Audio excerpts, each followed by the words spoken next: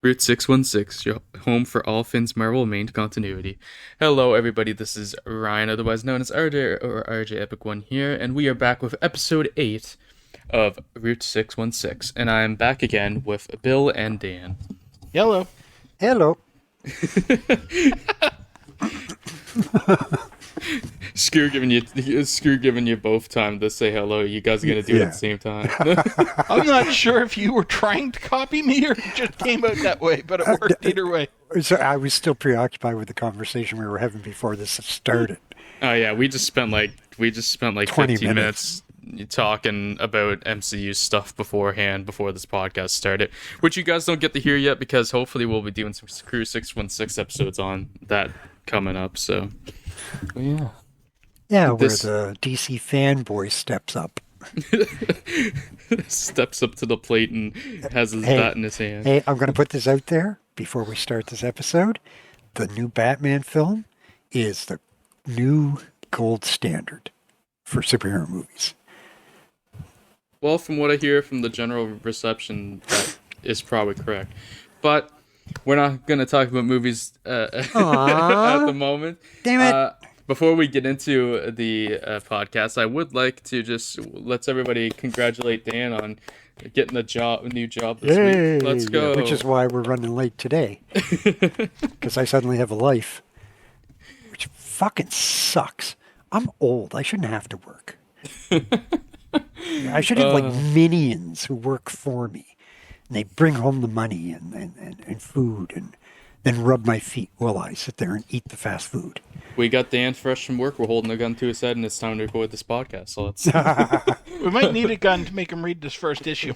It's very true. All defense I had previous episodes about Namor fighting the Human Torch, Namor fighting the Human Torch, I realized was based on the other time they fight. Yeah, so if you remember any past references to Bill saying that the fight coming up with Namor and Human Torch was good, it's not the one we're covering today, it's the next one. But speaking of, let's talk about today's lineup. We have Strange Tales 107 that we're going to start with. Yes, we ended last episode with a Strange Tales, and we're opening this episode with Strange Tales. How great. Because we have no imagination. And we have Fantastic Four number 12 coming up, Journey in the Mystery number 90, the A story for the Thor story, Incredible Hulk issue number 6, which is the last issue of Hulk's first run, and Tales of Suspense issue number 39, the A story, which introduces our boy Iron Man, and the D story as well, which is a waste of time, and then we have Tales to Astonish number 41. I'll spoil it right now for anyone that wonders why the D story is even in there. They mention Odin. Yeah, that's it. That's it. So, we're going to start off with the Strange Tales issue, of course, number 107, as we see the story, The Master of Flame versus the Monarch of the Sea, and we have Stanley and Larry writing here, and Dick Ayers is taking the art in this case, but Jack's doing the cover, and Artie Simic is the lettering. And I'm going to take this first one because I'm a masochist, so let's go. I joked earlier that I was giving Bill most of the good stories today, so Strange Tales number 107. I'm just pulling it up, so 1 second. We have, this issue revolves around Namor and Human Torch battle, and so this should be some fun. We start off with a classic Kirby cover, though, it's a beautiful cover. It's the Yin and Yang cover. Yeah, another minimalist cover, too. Yeah. Right, the art is really, really good, but it's very minimal. Right. And it tells you exactly what happens in the issue. Of course. This is the issue that a friend from the shop we used to work at, actually, it was one of his grails, and he got it last year at one point, and it was graded, so it's pretty cool to see. But we open up this issue with the Fantastic Four in the pages of Strange Tales for a minute here, as as Johnny asks what they're up to, but they talk about how they're going. What are they doing here? I don't know. They're setting up for a mission. They've got to go consult with Stan Lee and Jack Kirby about the next Fantastic Four. They're calling back to that Doctor Doom issue. Perfect. And essentially they just told Johnny how he's got to focus on his school and stuff and being a teenager, and he can't be involved with them for the moment, blah, blah, blah. So Johnny gets a little bit... He gets a little bit upset because he's treated like a kid. But so he's he like, acts like a kid in response. Yes, Yes, exactly. of course. Okay. Because this is how Stan Because they're shows not his age. wrong. Yeah, exactly. Johnny is literally a snotty little brat. So, and we'll see more of that in issues to come still too. So Johnny's I mean, this entire issue exists because he pitches a bitch. Yeah, exactly. He's like, oh, I want to do something spectacular. I want to solve a big case by myself just to show them what I can do. And then he gets the idea seeing water and a portrait of Namor and stuff. He's like, oh, I know what I'm going to do. I'm going to take on Namor because we never actually captured him. And then Sue sees him flying out and he's like, oh, boy. She's like, boys will be boys. So we see Johnny land on a ship and he has them take him out to sea. We see a storm brew, and then Johnny uses his fire powers to clear the mist that's around them, and he uses some fireballs that he expands and has float around in a fire around the boat, so they can make it through and have light. 2 references to classic songs in one sentence: Great Balls of Fire, right, and A Burning Ring of Fire. My favorite wrestling pay-per-view. Then I'm just impressed. What were they thinking with that name? Then, spoiler, Dan, it wasn't Ring of Fire. That would have actually been a cool name. Oh. Yeah, it's the other one. Yes, they did make a pay-per-view called Balls of Fire. Great Balls of Fire. Let's go. Anyways, wow. we then see Johnny light a message into the sky using his fire powers, and it says, Namor, Human Torch challenges you. Yeah, his idea of solving a case is causing effectively an international incident. Yes. So Namor does see this message. He gets the message from his the type of fish here that it's a flying fish that goes that Johnny accidentally set on fire. That's what tipped him off. He singes the fish that goes up. They can see his message below. Who actually happens to be able to read. So no, the fish didn't read it. The fish comes down and it's all burned. It's burnt, because so they Namor jumped into sees. Johnny put the flaming message 6 inches above the waves to make sure that submariners saw it. He puts and the flying flat. fish jumped into it, and then Namor goes up to investigate why the fish are all burned. Yeah, he puts the message flat above the water so Namor would be able to read it. And then this fish jumps up, gets singed, and Namor notices. So that's how it happens. So Namor pops up. He's like, go home, Sonny, before you get hurt. So Human Torch immediately throws a lasso of fire around him. And Namor's like, ow. Oh, that burns. He's like, okay, hot shot. Yeah, I gave you a chance, and now it's on. I'm going to beat you to a pulp. And we see...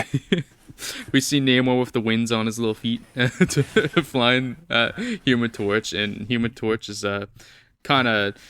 He seems like he's kind of flying away, but then it turns out Johnny kind of has a good idea as he quickly diverts and makes Namor run into a glacier, just a huge piece of ice, whatever you'd want to call it. But you can tell this is Johnny's book, because in Namor's book, he would have been able to dodge that no problem. Yeah, exactly. But Namor uses his little-known power to use the abilities of other sea species, and turns into he enlarges himself like a pufferfish to take the blow as he flies into the fucking mountain of ice. And then Namor, safe from using the pufferfish ability, then dives back into the water. We see some ancient Atlantis type statues and stuff in the sea, but we see Namor grabs this old figurine sometimes, and he also grabs a torn bit of asbestos to use against the Human Torch. So Namor comes back up with the match head, is what it's called, and no, match head is what he calls Torch. Oh, that's what he calls. What does he grab here? It's a statue Oh, it's just that an ancient hypnotizes. statue that he calls it. Okay, the statue hypnotizes Johnny, gets him all confused, and then Namor puts the asbestos over his hand like it's a boxing glove and punches the shit out of Johnny, which makes Johnny fall into the water and lose his flame. He's So going to Namor have to completely- go back and get his little red lantern to recharge his powers. Namor now completely has the upper hand. Fuck, that was good. And Sorry. then, He's not a Red Lantern. He's not nearly cool Too enough. stupid, He's yeah. maybe mauve or sapphire at most. Johnny Torch, the mauve lantern. With the power of too good. petulance. That's Johnny so Torch. good. That's okay. Just God. throw him in the dryer for a couple hours. He'll be fine. Or tie him to a dolphin with seaweed. How's that work? yeah, Yeah. as that's what happens next. Namor summons a dolphin and ties Johnny to it with seaweed, and they're underwater. But quickly, the dolphin comes to above the surface, and even though Johnny's feet are still in the water, he apparently gets dry enough somehow really quickly as they're moving on as he's moving on the dolphin. And flames on again, even though in previous issues he's been seen to have to take a bit to get his flame back. But he flames on almost right away, and they go back in the battle. We see them both collide into one another, and then they fall into the water. And Namor goes to touch Johnny, but even though he has lost his flame because they're in the water again, he has retained enough heat that he's essentially boiling. So when Namor goes to touch him, he gets burnt. Then Johnny flies out of the water, somehow being able to flame on again. This is completely just going against what's been established before. They're starting and- to translate to the better power set where he can actually flame on underwater or in space that he ends up having for most of the Fantastic Four run. It's really bad because they never explain it, but once the transition happens, his powers are a lot more effective and make more sense. Yeah, it just stands out here because it goes against everything that's been established so far. Oh yeah, I'm not defending this, it's just what they're actually doing. So then Johnny's like, well, there's only one way for me to win this fight. That's to increase the intensity of my flame so it matches the heat of an exploding sun. A supernova! So then Wow. that's exactly what he does. And he makes Namor retreat into an underwater cave. And then he uses the heat to make the ocean floor close upon itself. So he traps Namor in the underwater cave. And he's like, that'll prove once and for all who's the strongest, even though he literally just trapped the guy. And Johnny comes to the surface and meets up with the crew he was with on the ship before.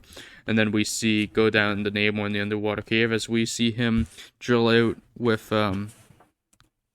he does a wind motion and starts burrowing up through the rock and sand. And we see him escape. He's like, I realize now that the Torch has more power than I gave him credit for. And he's still a teenager. What a mighty foe he might be when he reaches full maturity. He never does, spoiler alert. And then he's like, perhaps someday I'll persuade him to join forces with me. And then we go and see Johnny, who gets home. He's like, wow, I'm exhausted. And the issue ends with him laying down as Sue's like, oh, dozing off in the middle of the day, are you? Well, I didn't know that monkeying around with hot rods could be so exhausting. And so Johnny thinks Where himself, we little hit- does she know the half of it. The biggest offense of this entire issue. Oh boy, do tell. It ends exactly where it started. Nowhere? Yeah, but nothing that happened in this issue mattered. Namor's still free. Yeah. Well, okay, once again, I'm actually going to disagree. Because I think this You're shows... wasting your breath, buddy.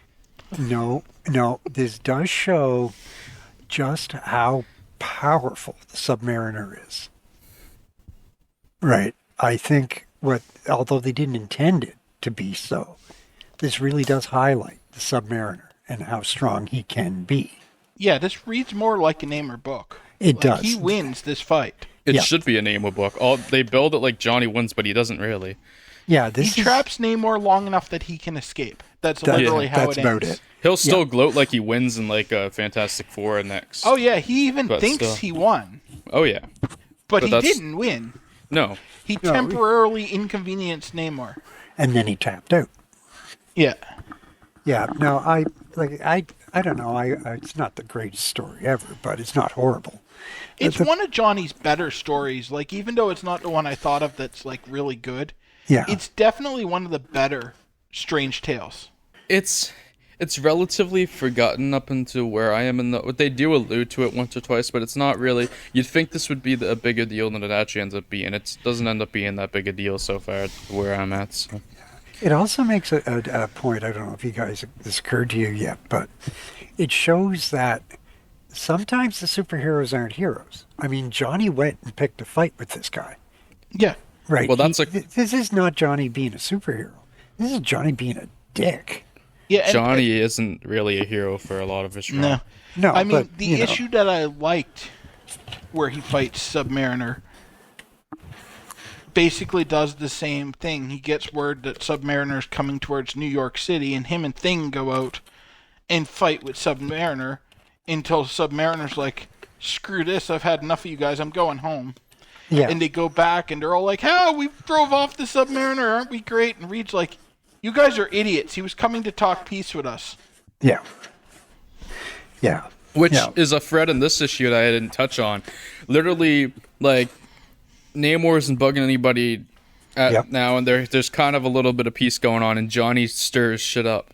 Yeah, well, that's what I'm saying. It's like Namor is kind of sitting there minding his own business, maybe doing a surf and turf or something. I don't know. And Johnny comes along and goes, hey, dude, come on, I'm going to fight with you, kick your ass. Namor's like, bro, what do you got to do me like that for? Yeah, this entire story is Johnny pitching a bitch because the rest of the Fantastic Four wouldn't let him come talk with Stan and Jack, probably because he'd embarrassed them. Yeah, yeah. So it's just sort of Johnny not coming out as the superhero. Yeah, I mean, as much as I criticized this one, I still gave it a low 3 stars because, frankly, it's about as good as you're going to get Solo Torch. I only gave it 2. Well, you know what, and I like Submariner as a bad guy. I really do. Same here. Anything with Namor gets probably a higher rating, even though this issue is barely Namor. Because, like, Dan's right. He comes out looking powerful, but he also has a lot of bullshit powers that he didn't have in the Golden Age and rapidly get abandoned again early in the Silver Age. Yeah. Yeah, he's kind of got the Little Mermaid power shit going on, but... Yeah. Again, I don't like the Fantastic Four to begin with, so I'm slightly biased. But I do think Namor, just like as far as Namor goes, he comes out of this looking okay. You know, he looks better. Indifferent bad guy. He looks better by a far stretch than Johnny does from this. If you have logic when you're reading this. Yeah. And honestly, I think that was intended. I don't think Johnny was supposed to look heroic here. I think that's fair. I think Stan understands to an extent that he's trying to do things with Johnny and some of these dickish moments. I think that he's kind of a dick, but it's buried by the fact he's a teenager. He's still learning and growing and stuff. So when he gets older, when he matures, he'll learn their way of everything. So that's kind of how he writes teenagers, is they just have big attitude problems and just like they have more slack when it comes to heroics, the way he writes them. Yeah, that's part of the reason Rick Jones annoys me so much, because he keeps muscling in on various heroes things, and then whining all the time because he's a teenager and that's how they write teenagers. Yeah, like he's fine in Hulk because he's actually useful, and he actually tries to help Banner and is appreciative. Yeah. But when he starts tagging around with Captain America, he starts trying to dress like Bucky and act like Bucky and whining that Cap doesn't think of him as Bucky. Oh, it's Bucky. Oh, look at the long hair. Sorry. Sorry. You're not sorry. I'm really not.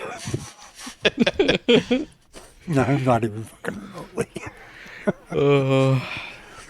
But well, you know what? 2.5 stars. Yeah, because I like Namor.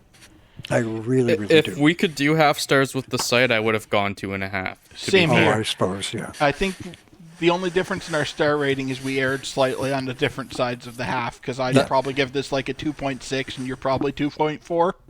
Yeah. That's part of the problem with this site we're using in terms of the logistics is we have to go. It's fully full stars. We can't do half stars because some of these ratings would be different if we could do half stars. So, but is there any more thoughts on Strange Tales 107? I don't have any because nothing really happens in it. It's a pointless fight. Yeah. Well, then we can move on to a historic issue as we go to Fantastic Four number 12, The Incredible Hulk. That's right. This is the first time that Hulk ties over with the Fantastic Four. This is This is the first crossover issue since the Golden Age when Namor and Human Torch turned up in the same book a couple of times. Yeah, this book's a big deal. Of course, by Stan Lee and Jack Kirby, Dick Ayers is inking. We have Ayers and Kirby doing the cover, Stan Goldberg's on colors, and Artie Simmons on letters. Full-page story, of course, always since this Fantastic Four. And then this released in December 1962. I forgot to mention the last one released in January 1963, so we're a little bit jumping back and forth for months still, which is I think whatever. It was written in December because they mention it happening in this Fantastic Four. Yeah, this is where that's why it had to get shoved ahead of it. They start having more continuity coming up here.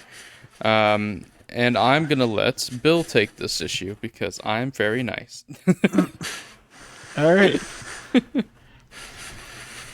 So this episode opens with Ben and Alicia going on a date to the symphony.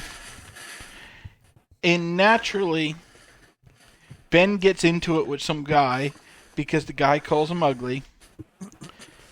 And the military just happens to be on the street. And they see how strong Ben is. So they start trying to capture him. And Ben gets into a big fight with them.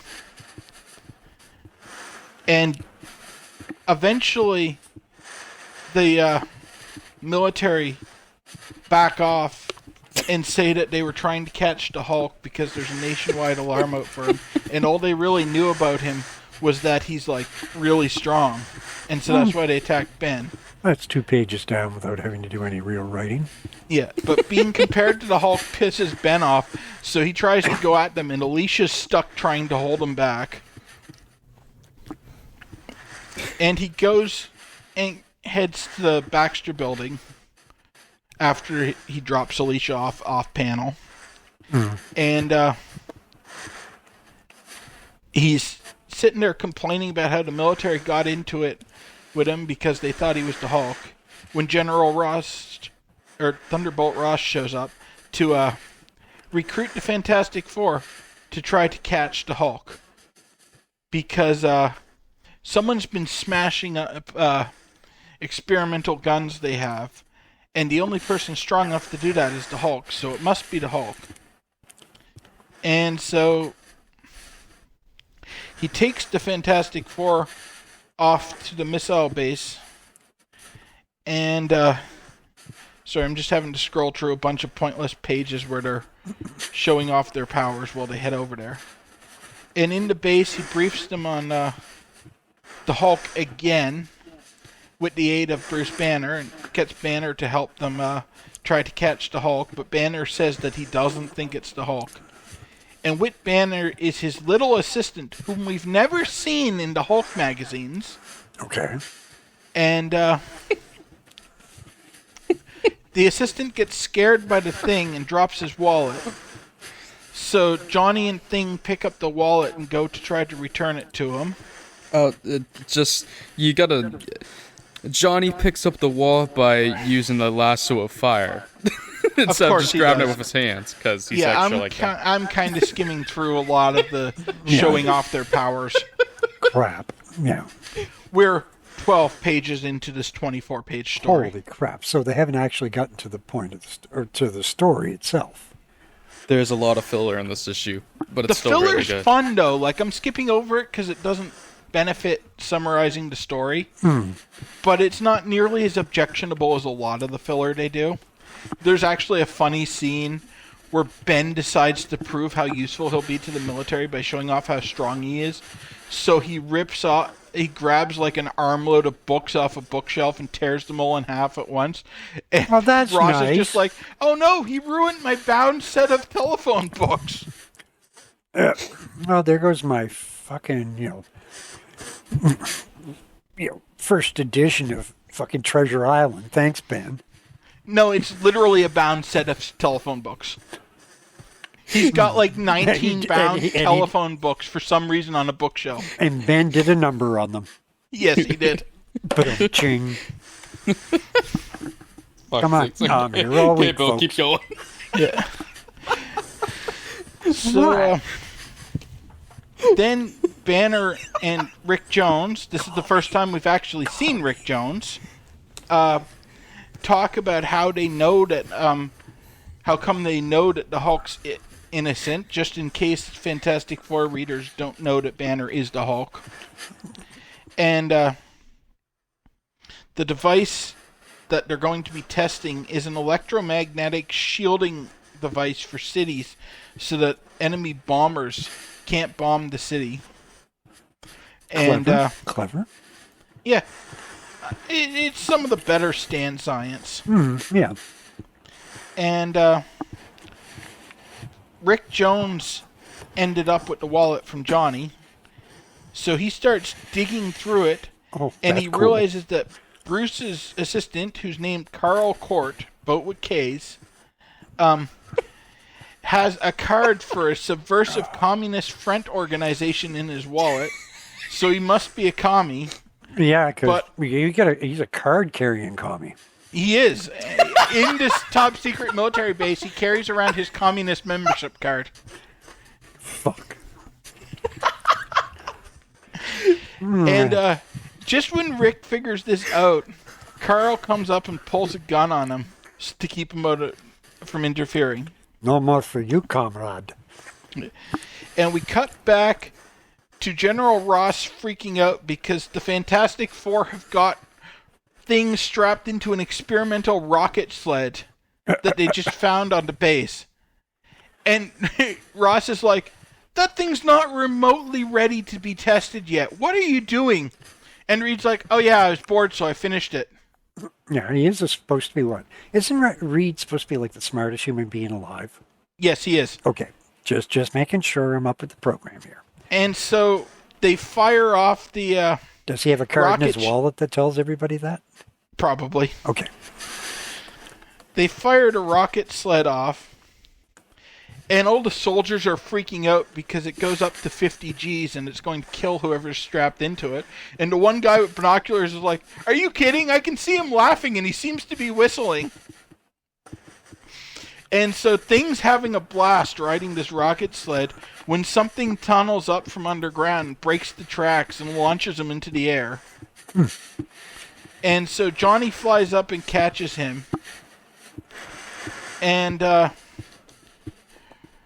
Ross is like, it must have been the Hulk. Who else would have done such a thing? And Banner's standing right there like, it can't be the Hulk. I can't tell you why, but it couldn't be the Hulk. And everyone decides that of course it was the Hulk. And so Banner heads off to turn himself into the Hulk. And he finds a note saying, to the Hulk, Rick Jones is my prisoner. Unless you drive the Fantastic Four from this area, you'll never see him again. Signed, the Wrecker. Yes, because that's Carl Court's code name is the Wrecker. Yes. That's the person that's. I don't think it had been established until the note. They started calling him the Wrecker, but it was never established that was actually his name. Well, the only time it's really acknowledged that I've seen so far is when Rick realizes when he has the gun pointed at him, he's like, "You're the Wrecker." So there, because Banner had been referring to some Wrecker that must be doing it. Yeah, but because Banner, of course, knew it couldn't be the Hulk. And so Banner turns himself into the Hulk, and he starts heading through the tunnels under at the base looking for Court, who's leading Rick through the tunnels. And just when Hulk's getting close, he hears the Fantastic Four, so he hides and ambushes Thing and Johnny, and he gets into a fight with them. He ends up burying Johnny in a whole bunch of dirt, and then he digs out himself, and gets into a fight with the rest of them, and knocks down a bunch of the old desert town that they're fighting in. He actually does a pretty good number on the Fantastic Four and ends up taking them all out with a thunderclap. This being the second Fantastic Four related book where the ostensible villain takes them out completely. And Ben recovers and starts fighting with him again when he gets zapped by some sort of beam from underground, which knocks him out. And things like, wow, I must be stronger than I thought I was. I didn't even really hit him yet. Wow. And so then Sue points out that some sort of ray came up from the ground and knocked the Hulk out. So Thing gets mad because he got robbed of his victory. So he digs into the ground to go find what robbed him of his victory. And I never noticed until right now that when he goes down into the hole he dug, you can see an invisible Sue hanging onto the edge because he was so careless when he dug the hole that he I didn't notice Sue. that either. Oh my god, that's brilliant. But anyway, what's actually in the hole is some sort of giant T-Rex looking robot, which Ben Mechagodzilla. immediately smashes. Is it Mechagodzilla? No, Mechagodzilla God is damn way it. cooler. Shit. I know. Mechagodzilla is so awesome. Ben smashes inside, where he's confronted by Carol Court with some sort of ray gun, but the still invisible Sue knocks the ray gun out of his hands before he can use it. So Thing just picks him up and hauls him back to General Ross for questioning. And they immediately realize that he's the Wrecker, and it couldn't have been the Hulk. And so Hulk recovers from the ray gun, overhears that Rick is safe, and so he bounces back to his cave to turn back into Banner. And the Fantastic Four finish turning Court over, get to inspect the troops, and then they fly off back home, and that's the end. So at the end, even though Hulk was proven to be innocent, J. Jonah continues, or sorry, not J. Jonah, Thaddeus Ross continues to vilify the hero, just to justify him being in the comic. Yes, because Ross is kind of obsessed and not a good soldier. Yeah, kind of like J. Jonah. Yeah, exactly. Yeah. Why do you have these cookie cutter incidental characters? Like J. Jonah and Ross you could literally, they're a clone of each other. Right? Well, Ross provides the benefit of giving numerous opportunities for the Hulk to smash up tanks and stuff. True. Ross technically comes first, but J. Jonah ends up having more substance to him. Yeah, J. Jonah At is least just for a long awesome. time. Even early on, J. Jonah is ridiculously entertaining. Okay. Ross doesn't have the entertainment value, but Ross provides that's steady fair. fodder for things for the Hulk to smash up, and has the benefit of Hulk not being accepted despite the fact that he's outed relatively early on as the Hulk. And the little kids will be sitting there reading the comic going, no, he's not the bad guy. Yep, that is another factor of it. As opposed to the teenagers and adults who read the comic and go, what the fuck is this tripe?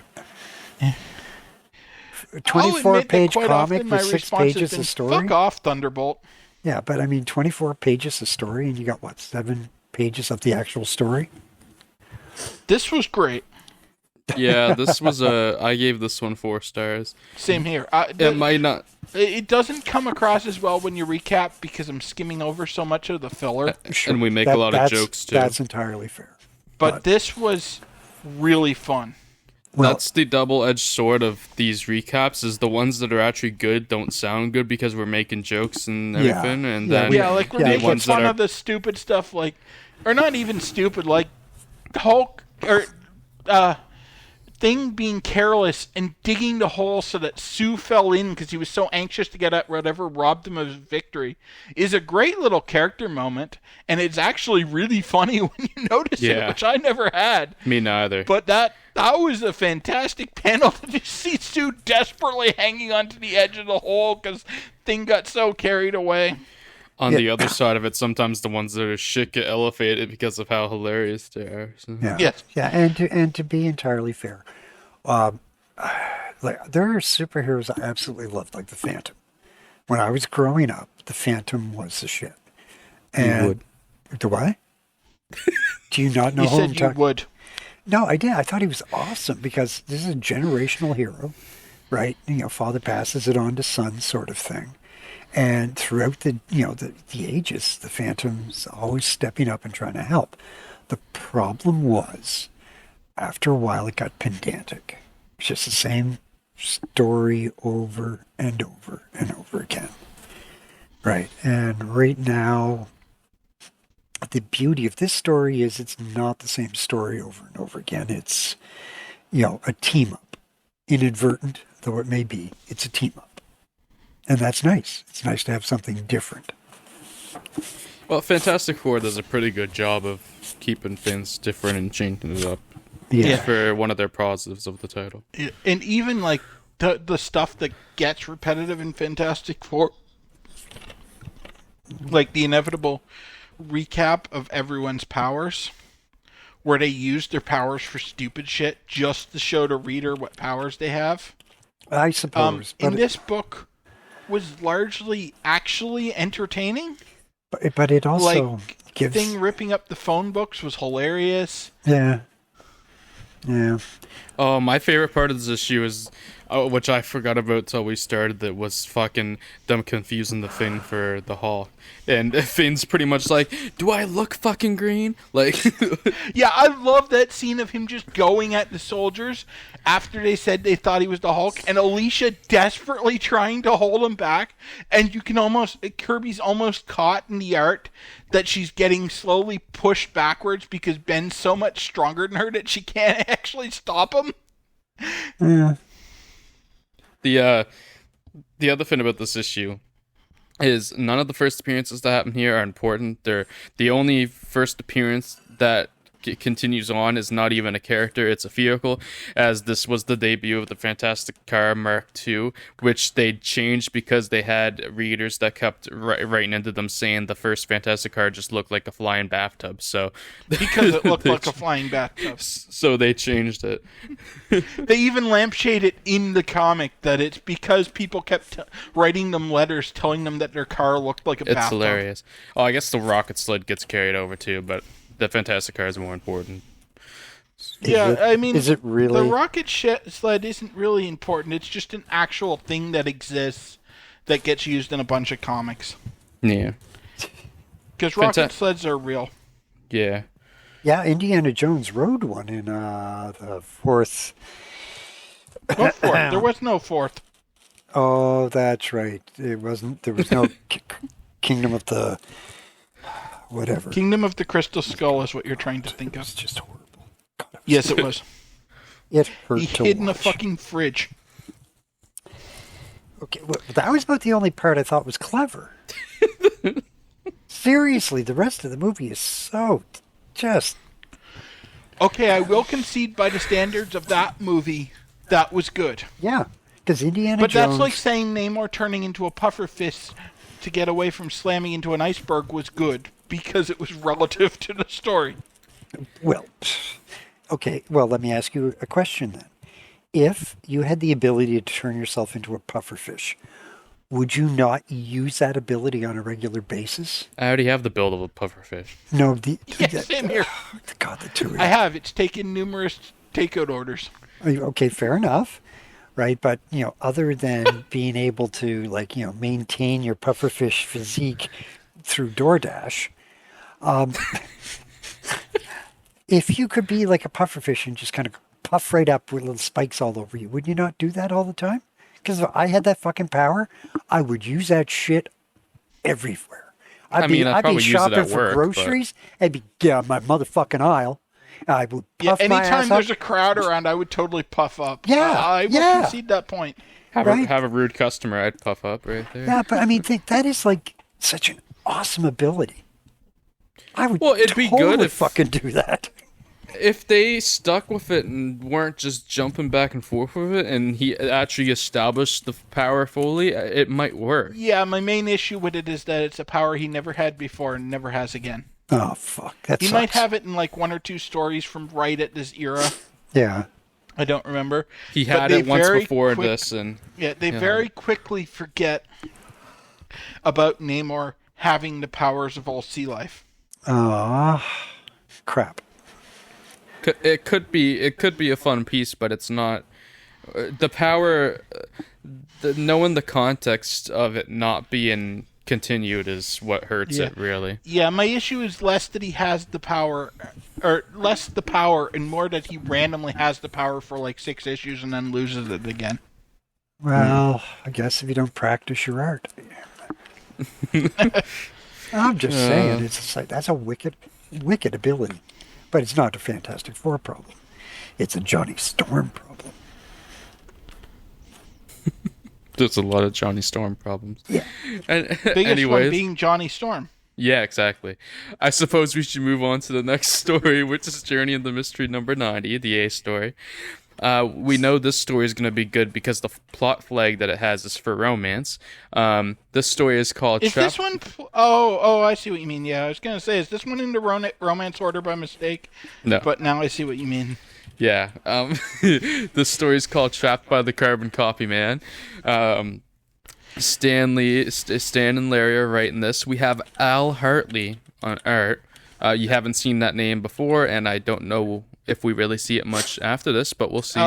If you read all of Marvel, you've seen it a lot because he's one of the major inkers for Patsy Walker comics. Oh, lovely. Inks is... I was joking in the group chat that this team has a Golden Age creative team.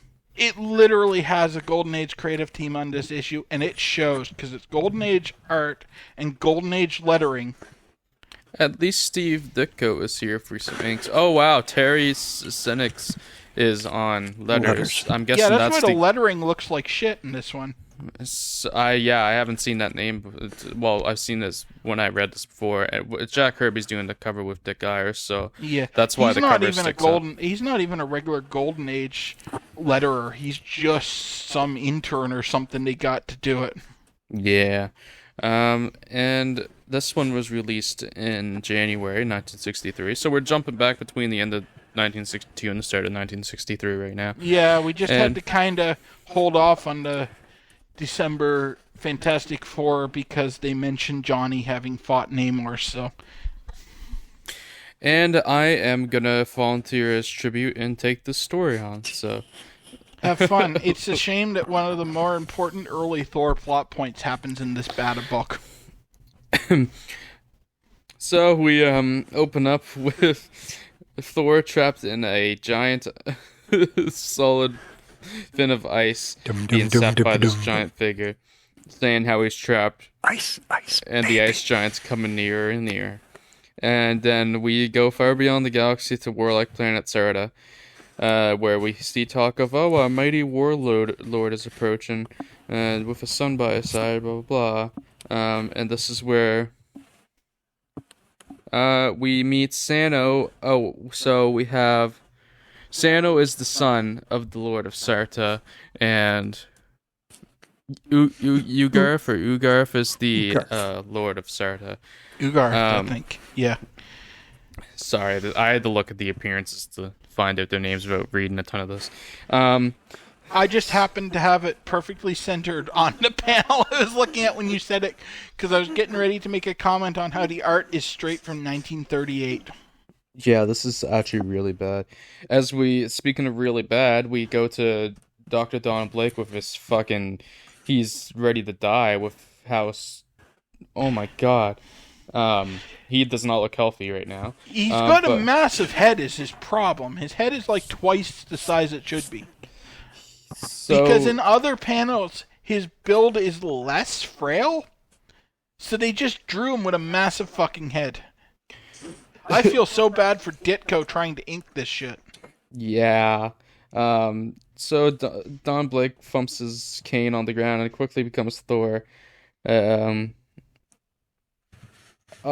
mentions how he can't feel his feelings to Jane beforehand too. Blah blah. So romantic. But Thor, Thor looks better drawn at least a little bit. So he keeps talking about how he's in love with Jane, but can't tell him because he's such a frail doctor and blah blah. Um, is this before or after? I think this is this the issue where this is the issue where he actually goes to tell Jane that he's in love with her and that he actually is Thor, but then Odin breaks out through the sky and only Thor can see this, only Don Blake can see this, but Odin tells tells Don Blake that he can't reveal that he's Thor to Jane. So then yeah, that's the important plot point I was talking about. And it's a real shame they stuck this in like such a bad book, because that makes it actually important to Thor continuity. Yeah, this isn't skippable to anyone that wants to follow the story of Thor, despite it being absolutely terrible. Yeah, so Jane can't see Odin, but so Don Blake's gotten Odin's message, and so he's just puts a sad face on, turns around, and is like, never mind, I'm alright, I don't have anything to tell you, and he sadly walks away from Jane. I need to call attention to this before you move on to. Okay. On the previous page, how he turned into Thor when talking about how he wanted to reveal himself to Jane. He's just back to being Don Blake on the next page when he walks in and gets this message from Odin. Yeah. He just turned into Thor for literally no reason on the previous page. Yeah, he turned into Thor just for us, essentially. So then Don Blake goes on, what the fuck is happening here? He goes outside just to come back inside. He's going to do charity work in the hospital. So then he comes back in. He goes outside, and the police are making people drive on the sidewalk and making the pedestrians walk in the gutter. Oh, so Don Blake comes back and he says how he has a summons to Jane. He got a summons for treating charity patients. And Jane's like, oh, this is the fucking opposite day shit. Oh my god. So then Jane has a snooty response saying that, because Don Blake's like, oh, do they have the people in City Hall lost their senses? And Jane's like, no, they are perfectly right. And Don Blake's like, what? So Jane's like, oh, you have no business treating people without charge, blah, blah, blah. So this is where we slowly learn... It's Jane's Republican art. Yes. So this is where we learn through all these different events that we see that people all of a sudden are acting like bastards and are just being absolute assholes. Yes. Jane said, fuck healthcare. And Jesus said, I'm sorry, I cannot heal you for free. That would be communism. So Dr. Don Blake changes back into Thor and flies over to a ship that he has found. I'm guessing that's why he changed into Thor for no reason. So a strange magnetic force breaks out, which is why he now reverts back to Don Blake. And almost gets arrested for being a menace before he finds the ship. Yeah. So he's referred back to Dr. Don Blake from Thor with the magnetic force going on. And then it's the Sartans are come up and they're like, oh, look what we captured, another human. And then Don Blake's brought into their base and other scientists yell, they're like, they've captured you too? And see Jane's in there as well. Songs. And then this is where we learned that the Sartans have the power to impersonate anyone. So that's what's been going on. Everybody hasn't turned into Republicans. They've just, they're just being impersonated by Sartans. Then they talk about their plan to conquer the Earth by doing this. And then Dr. Don Blake comes up with the idea where he's like, look, if you grant me my freedom, I shall lead you to Thor. So, the Sartans believe him, and Don Blake points them in a direction to go in, and they run away, which lets Don Blake pick up his hammer and become Thor again. And then, Ugarth and Sano come out, and Thor is there, and this is where the ice giant they turn it. One of them turns into an Oceano, I think, turns into the ice giant. Yeah, and Sano. then they start trapping Thor in the ice. He gets trapped, but he threw his hammer before he was fully trapped, so the hammer comes back and breaks him out. Then Question. Yeah. If they have the carbon copy men, right? Okay. Yeah. Okay, and they can duplicate all these different people. Yeah. So Thor goes after them. So why don't they all just duplicate themselves into Thor and kick the crap out of them? Yes. So Because this is a very early Golden Age story and has not thought this through. I'm 90% sure this story was like on the books for some random other hero from like 1942, and deadlines got missed, so they just dusted it off and wrote Thor into it. Okay, fair enough. It just strikes me to be the perfect way to beat him. And it would make for a great story. Yeah. And usually when someone can take on the power, of anyone around them, that's exactly what they do. Like, they even use it with Absorbing Man. Hey. So one of the Sartans just turned into Man, you cannot stop this guy at all. He just keeps plowing on, doesn't he? I want to get through this. This sucks. What? I don't. Yeah, this is one of the worst comics I've read. Fucking sucks. I'm reading this to you guys, and I'm looking back on my fucking computer screen, and I'm like, why the fuck did I give this 2 stars? This is completely a 1-star comic, and I gave it 2. That's what I was wondering. What the fuck? This is fucked up. This would be a 1-star comic in the actual Golden Age. Holy shit, this sucks. So one of them turns into a giant gladiator and throws a net at Thor, starts running at him, but Thor dodges it with his fucking hammer. He shoots lightning into the guy's sword and electrocutes him. Yeah, and then Thor breaks out of the net, and then they comes face to face with Sano and Ugarth, and watch out for Thor. His hands have sparkles. So then Thor challenges Ugarth for to a galactic challenge. So yeah, if before Thor it was wins, they have to leave. And so Ugarth immediately goes invisible and starts pounding on Thor. But Thor uses his weather powers to make an outline of the invisible Ugarth. He makes it rain. Strikes him. That's the one good thing that happens in this comic. He takes on the powers of storm. Thor. He creates a downpour because there won't be any rain falling where Ugarth is, so then he knows where he is. Yeah, so Thor grabs the net and throws it over Ugarth. So we're using their plans against him, and he ties him up in the net and attaches him to Mjolnir and throws him way out into space. And ta-da! The menace is gone, and because of he didn't even tie him onto Mjolnir. He just threw him into space on his own. Yeah, on reflection, he does just do that. That makes it even worse. Okay, so because their leader is gone, the rest of the Sartans start to surrender. But then, so Thor's like, well, if you don't want any issues, you're gonna do what I tell you, and I command you to transform yourselves into trees. So they do that, and then one of the it's the mayor, I believe. The mayor's like, oh, what if they decide to try a takeover again? And Thor's like, God, don't worry. Since they're impersonating trees can't think, so they'll never be able to turn back into their regular selves. So then Finch just send off with Don Blake and Jane back in the office, and Jane mentions how Thor said that Don Blake helped you.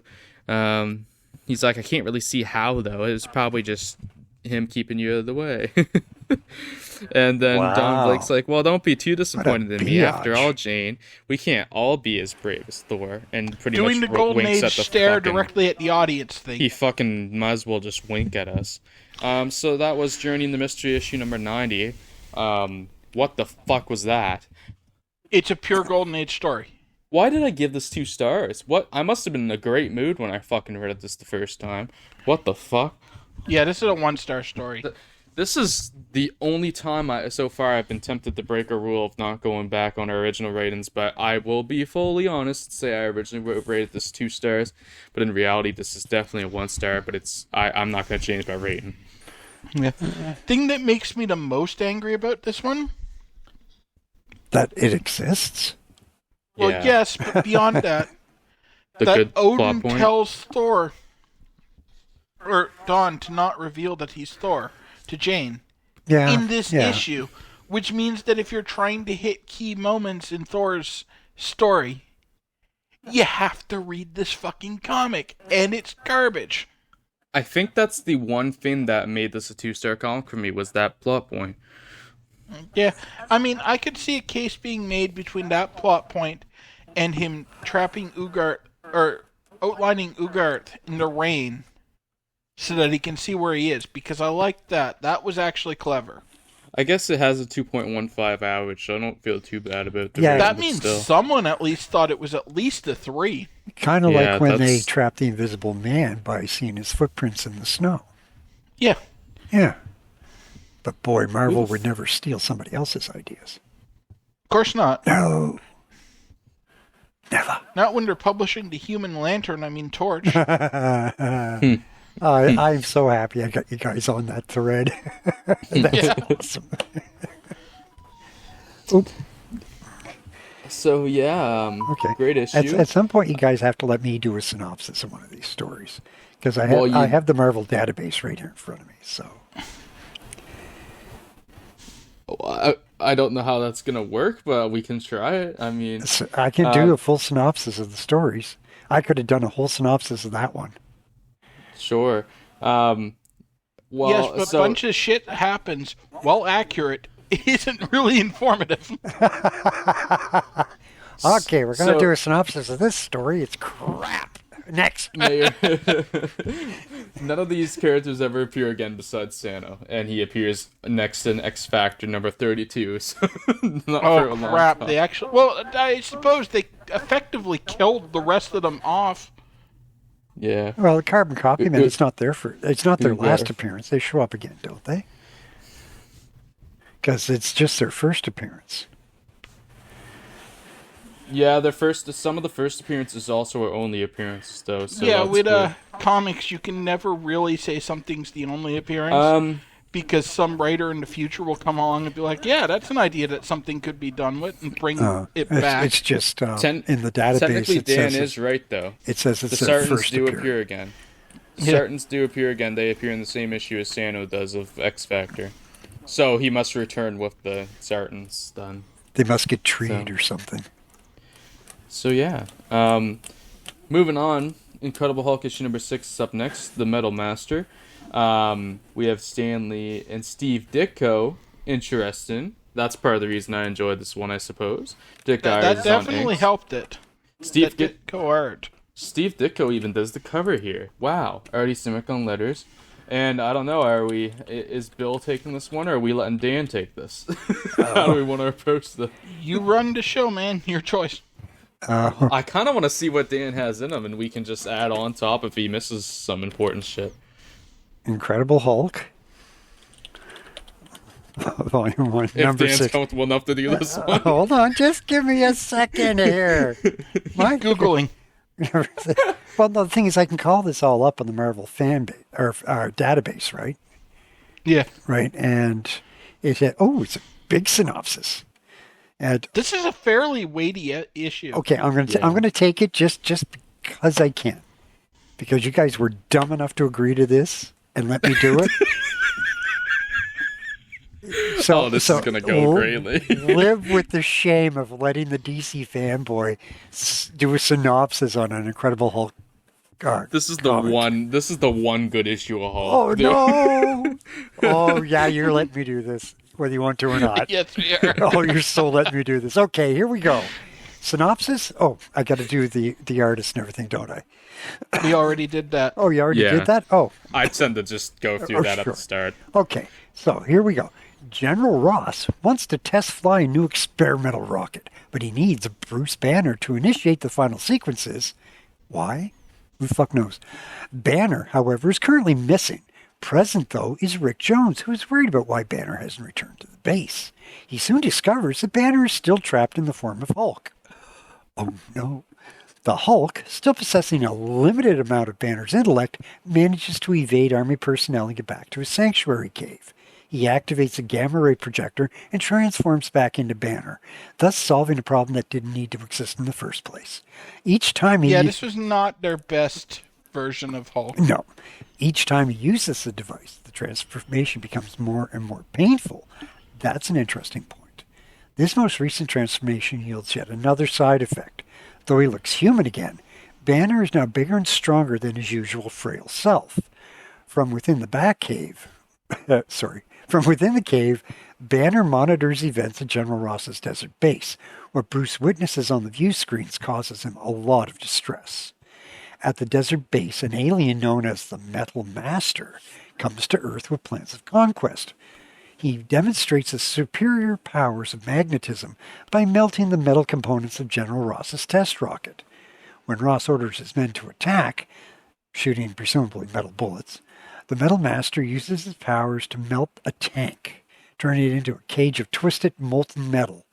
He lived, he just needed a little, TLC would be fine, which he then uses to ensnare Ross, his daughter Betty, and Rick Jones. Ross slips through the latticework of the cage. Really? Seriously? Yeah, it's a great panel. The Metal Master's flying away, and Ross is in full Looney Tunes sneak climbing out of the cage behind him. Oh, for fuck. Anyway, Ross slips through the latticework of the cage and activates a barrage of hunter rockets and targets the Metal Master. He's going to shoot him right up the aisle. The Metal Master pries up a piece of metal plating and uses it as a hoverboard while simultaneously deflecting Ross's missiles. Why did I agree to do a synopsis on this one? This is just ridiculous. At the sanctuary you cave... didn't remember how dense these Hulk issues were from the previous times we covered them? I'm going to run out of breath before I finish this. Now you see the fucking problem. Guess what? You're 6 pages in. Oh, my dear Jesus. You see my issue now? Oh, I can do that. I got this. Okay, I do. I've got this. Banner once again activates the gamma ray projector and turns himself into the Hulk. This time, however, another unexpected side effect manifests itself. Though he has the body of Hulk, he still has a wee-wee the size of Bruce Banner's. To disguise his features... His head is still that of Bruce Banner. To disguise his features, the Hulk dons a latex Hulk mask that he had sitting around for no apparent fucking reason so that no one would recognize him as Banner. To clarify on the no fucking reason, it was so that he made a plaster mold of his face, of the Hulk's face, so he could study him. It's still bullshit. Yes, it is, that's but right. they didn't know about it. mirrors before this, or photographs. Well, he wanted to have Banner's intelligence. It's not a good explanation, but they did try to give an explanation. Oh, okay. Well, you know what? I'm going to do a Johnny Depp face mask to put aside for whenever I want to turn into Johnny Depp. The Hulk then power leaps to the Metal Master's whereabouts and confronts him in battle. The Metal Master uses discarded metal debris to erect a cage around the Hulk, but the Hulk easily tears through it. The Metal Master batters the Hulk in the back of the head with a piece of the cage, knocking him out. Sorry, what? Knocks the Hulk out.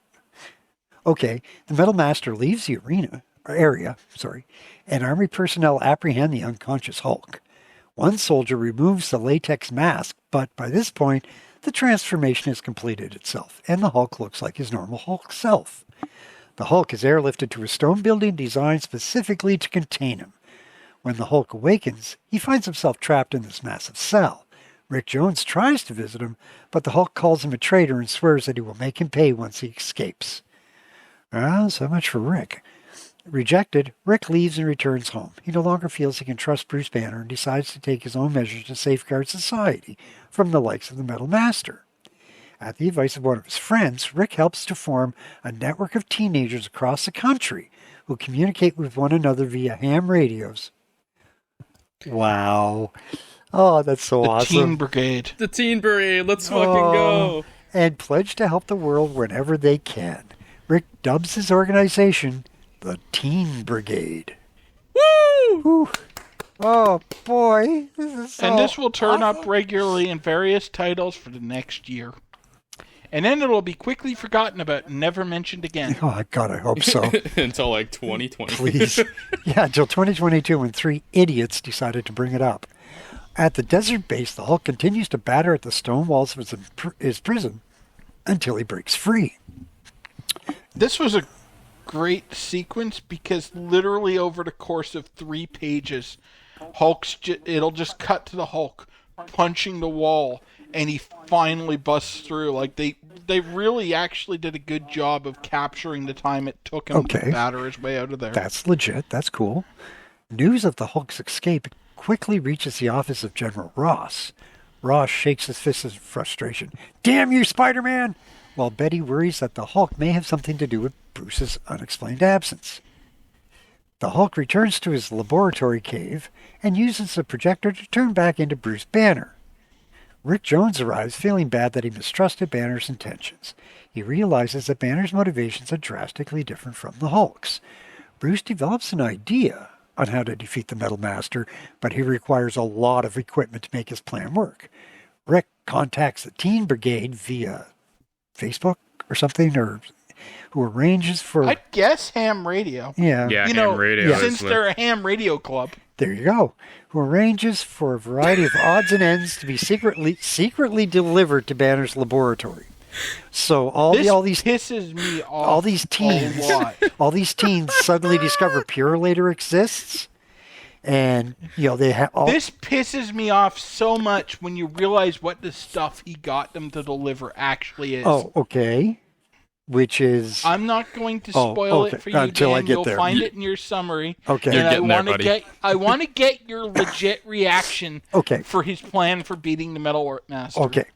The Metal Master, meanwhile, continues to demonstrate his awesome powers across the world. He travels to Russia, where he wreaks havoc against the Soviet military apparatus. He then travels to Washington, D.C. to execute a similar demonstration of his might at the nation's capital. As the Metal Master pontificates, the Hulk arrives in Washington, armed with an oversized, specially designed rocket launcher. Really? This thing actually looks awesome. Really? Yeah, it actually looks good. Okay. The Metal Master scoffs at the Hulk weaponry, just like everybody else that's reading the comic does, and tries to use his powers to make it explode. The tactic fails, however, because he's not the master of that particular metal. And the Metal Master does not understand why. He looms in closer and tries even harder to destroy the Hulk's weapon. The second attempt meets with the same success as the first, which is zilch.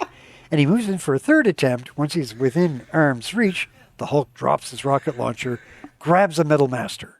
He threatens to pulverize him unless the alien agrees to restore all the damage he caused. Because he's fucking magic, too. And he can just snap his fucking fingers and restore everything. The Metal Master, truly a coward at heart and fearing for his life, agrees. Once he rebuilds all the facilities he's destroyed, he gets into his rocket ship and goes away. Oh, for the love of Mike. The Hulk congratulates the Teen Brigade for helping him build a faux rocket launcher made out of non-metallic parts. Fortunately... They literally describe it in the comic as plastic and cardboard. He needed teenagers all over the U.S. to ship him fucking plastic and cardboard in secret because he couldn't, find it anywhere. Necessarily, they probably all just shipped him plastic and they packed it in cardboard. And Hulk, being sensibly frugal, used the cardboard too, so it wasn't gone, so it didn't go to waste. I mean, come on, guys, give him some doubt here. Grabbing Rick... I will concede that point. I still don't see why he needed plastic to be shipped in secret from all over the world when he could just, go to Lowe's. I mean, he was in Bruce Banner form at this point. Keep in mind, this is Bruce Banner, the brilliant scientist. Yeah. This wasn't the Hulk who couldn't go out in public. This was Bruce Banner. Well... Maybe he still had a Hulk dong hanging down there, and he couldn't walk out around in public because all the girls would faint. Couldn't bend his knee. There you go. All the girls would faint. Grabbing Rick, the Hulk power leaps away, returning to his secret cave where he transforms back into Banner again. Once he's fully human again, Banner finally returns to the desert base. General Ross admonishes him for his sudden disappearance, and Bruce tells him that he had taken a small vacation in Bermuda. Really? Okay, your synopsis skipped over something fairly potentially important there. Okay, sure. Because he went to the base and he zapped himself with the gamma machine. Uh-huh. And nothing happened. Oh, yeah, it doesn't say that in the synopsis. And then he's the Hulk for like another 2 weeks before he finally turns into Bruce Banner. Ah. Anyway, this all ends with Betty is elated that Bruce is safe, but can't shake the feeling that there is some connection between him and the Incredible Hulk. Bum, bum, bum. Join us next week, folks, when one of us will say, what the fuck was the point of this story? They also mentioned that, much to Ross's chagrin, because it was very public in Washington, D.C., when he defeated the Metal Master, the Hulk got a full pardon for any potential crimes he may have committed. Ah. There are continuity notes here. This issue marks the first time that an emotional trigger has caused a transformation between Bruce Banner and the Hulk.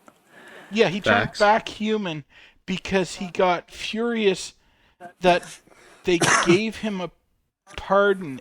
That giving him a pardon was the best they could do for saving the entire planet. Ah. He didn't get any rewards, so he got furious, and that's what turned him back into Banner. Okay. This is also the first time that the Hulk receives a presidential pardon for his actions. In the following years, he will receive a second one, but we won't talk about that. And third continuity note, the Team Brigade are depicted here using ham radios. The technology used by the Team Brigade should be considered a topical reference, of course, per the sliding time scale of Earth 616. For example, the retelling of Avengers #1, Avengers Origin, depicts the Team Brigade using computers and the internet to communicate. Yeah. Cool. So, yeah. Dan found a cheat code and can now do some synopsis. I've always been able to do it. I've been doing this right from the first podcast that I joined you guys in. I've been reading the summaries as you guys are. I'm glad that you waited till episode 8 to fully fully make that. You picked a doozy to reveal it. This was not a very good story. It was 2 stars. I gave it 3. I like this more than Bill did. I think it's also the relative shit that this title gave that made this look better too. I have to point. Also, I'm in line. I'm kind of in line with the. Yeah, you're more in line average. with the consensus, which is 2.7. Yeah. Yeah. So. Yeah, I don't think it's a horrible story, but it's a boring story. Yeah, it's pointless. Like, it's nothing that we haven't seen. The Metal Master's Lane. Yeah, just change the name of the bad guy. Some alien, insert name here, tries to take over the world. And everything around the villain was fun, but the villain itself was meh. I didn't really find most of that stuff that fun. More too. I thought it was stupid that Hulk got stuck with the human head for a while. That's the part that I'm tripping over. I enjoyed that part. I'm tripping over that so hard because it's so stupid. No, well, I didn't like that. I didn't like that he had the mask, but the idea of it at first is cute, and then the way they the idea of it reminds me of a freaking Bugs Bunny cartoon. Yeah, where the genie keeps accidentally turning bugs into different monsters. Yeah, the only part that was kind of funny was when the soldier pulled off the Hulk mask to see who he was. Yeah, and it was just a Hulk in there, and he's like, "Why would he wear a mask of his own face?" That's what I was thinking of when I said I liked it, but it was kind of that panel was funny. The rest of it, it's too Bugs Bunny for me. It just is. That and the scene of Ross sneaking out of the Metal Master's cage is pure Bugs Bunny. Yeah, there's a couple of moments in this where it's literally almost Looney Tunes. Just almost Looney Tunes. It's like, really, guys? The Hulk changes or Bruce turns into the Hulk, but he can't turn his head into the Hulk? Seriously? Right, yeah, it just, please. It's just stupid. This title is mired by There's a decisions. reason it only lasted 6 issues. Yeah, and this was the last one of them, wasn't it? Yeah, it was. Yeah. Thankfully. And they finally hit on the key to making the Hulk good right at the end of it. Yeah. Because they had the tease of the emotional change. Yeah, and I believe by the next time Hulk turns up, that's just the way it works. Not the next time. The next time is Avengers, and he doesn't turn the banner at all, so it's just not touched upon at all. Okay, yeah, but the next time they actually mention his change, and I believe that it's considered that during Avengers, it worked the emotional way. He just doesn't transform. Possibly. I don't remember it mentioned at all, but maybe. I think the next time we see the gamma ray machine, he smashes it. Hulk smash. Maybe that's the second issue or something. I don't know. We'll see. It might not be in Avengers, too. It might be just in another book, because he turns up as a semi-recurring villain right up until his title gets renewed. Yeah, he starts showing up in a lot of different titles. So Yeah, okay, well, if I had to rate this, I would not put it over a 2 at best. That's fair. You have a bad guy with a really creative power that they didn't do, like they do not do anything with. Yeah. He's just got this great power and they do nothing with it. Like He's nothing Magneto functional. version 1. Yeah. Yeah, it's like this guy should be really able to... He really is a test model for Magneto. Yeah, this guy should be able to completely, like with the power he's apparently got, should be able to bring the world to its knees. But no. Well, he did, and then Hulk defeated him with cardboard and plastic because he's stupid. Because he's Hulk. And Hulk's smart. I will say, this isn't his last appearance. He next appears in Rampage and Hulk from 1977, number 3, and the A story of that. Which Rampage might just Hulk be... is an, it's a retell, retelling. isn't it? Yeah, okay, so it's not even new. But yeah, then... it's not really a new appearance. It's the same appearance. Yeah, so... It's just told better. Teen Brigade as well does appear again. They next appear in Defenders number 1, which is one of the 2 comics I've read earlier today. And then... the one thing I realized I didn't mention from the credits at the start is this was a January 1963 release, so starting the year off by ending this title. Let's go. Yay! So that was my synopsis. We now go back to your regularly scheduled programming. Yeah. To clarify it for a little bit further, Rampaging Hulk is one of those black and white adult magazines they were publishing in the mid-70s. Oh. That makes sense. Okay, some of those were actually really good. Yeah, some of them were great, some of them were mediocre. I can't speak to the quality of Rampaging Hulk because I haven't actually read any of it yet, but I know what it is. You're in, 75 and you're reading? 75, 76, depending on which title I'm in. I think I might have read my first 77. Did they have an Iron Fist, or was it just Deadly Hands? Oh, there is a lot of Iron Fist. Okay. Yeah, Iron Fist was around by the point He was the Bill's B at. story in the Deadly Hands of Kung Fu magazine, and then he had his own comic, and he would routinely show up in Shang-Chi's comic and and then crossover with Sons of the Tiger. Yeah, because eventually Iron Fist would then the Power Man's book would become Power Man and Iron Fist eventually. Because I liked Iron Fist when I was younger. I thought that was a great story. Iron Fist was great, but I don't think I'm appreciating him as much as I should just because of Kung Fu fatigue right now. Oh, fair enough. Bill's right in that era where it's a lot of it, so...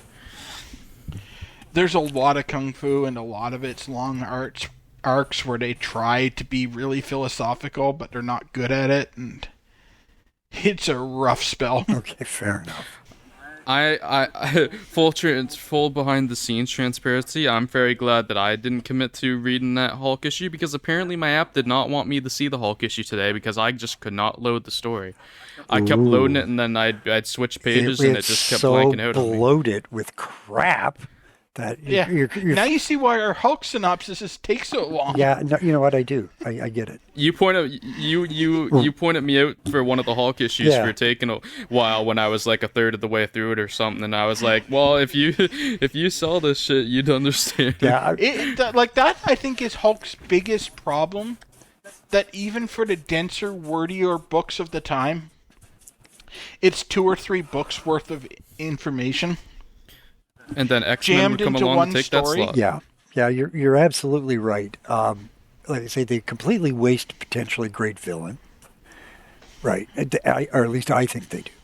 Yeah, that's Yeah, I he agree. could have been I agree really with that. interesting. he could have been fantastic. Now, I mean, they do, as I think it was you pointed out, Bill, they do go with Magneto.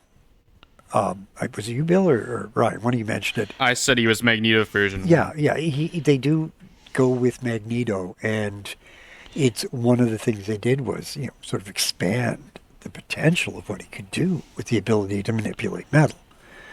Right, which I thought was just fantastic. They expand, but they also kind of roll it back because, like, Magneto can't melt the metal. Oh, okay, that's fair. Yeah, he can't. I don't recall he can't ever doing that. form the metal, but he can form pieces to create He can do the other something. stuff, like he can throw it around and stuff. Yeah, and he can create things out of the pieces. He can't actually take a piece and manipulate it specifically. Yeah, and I think actually limiting Magneto's powers a bit compared to Metal Master makes him a better villain.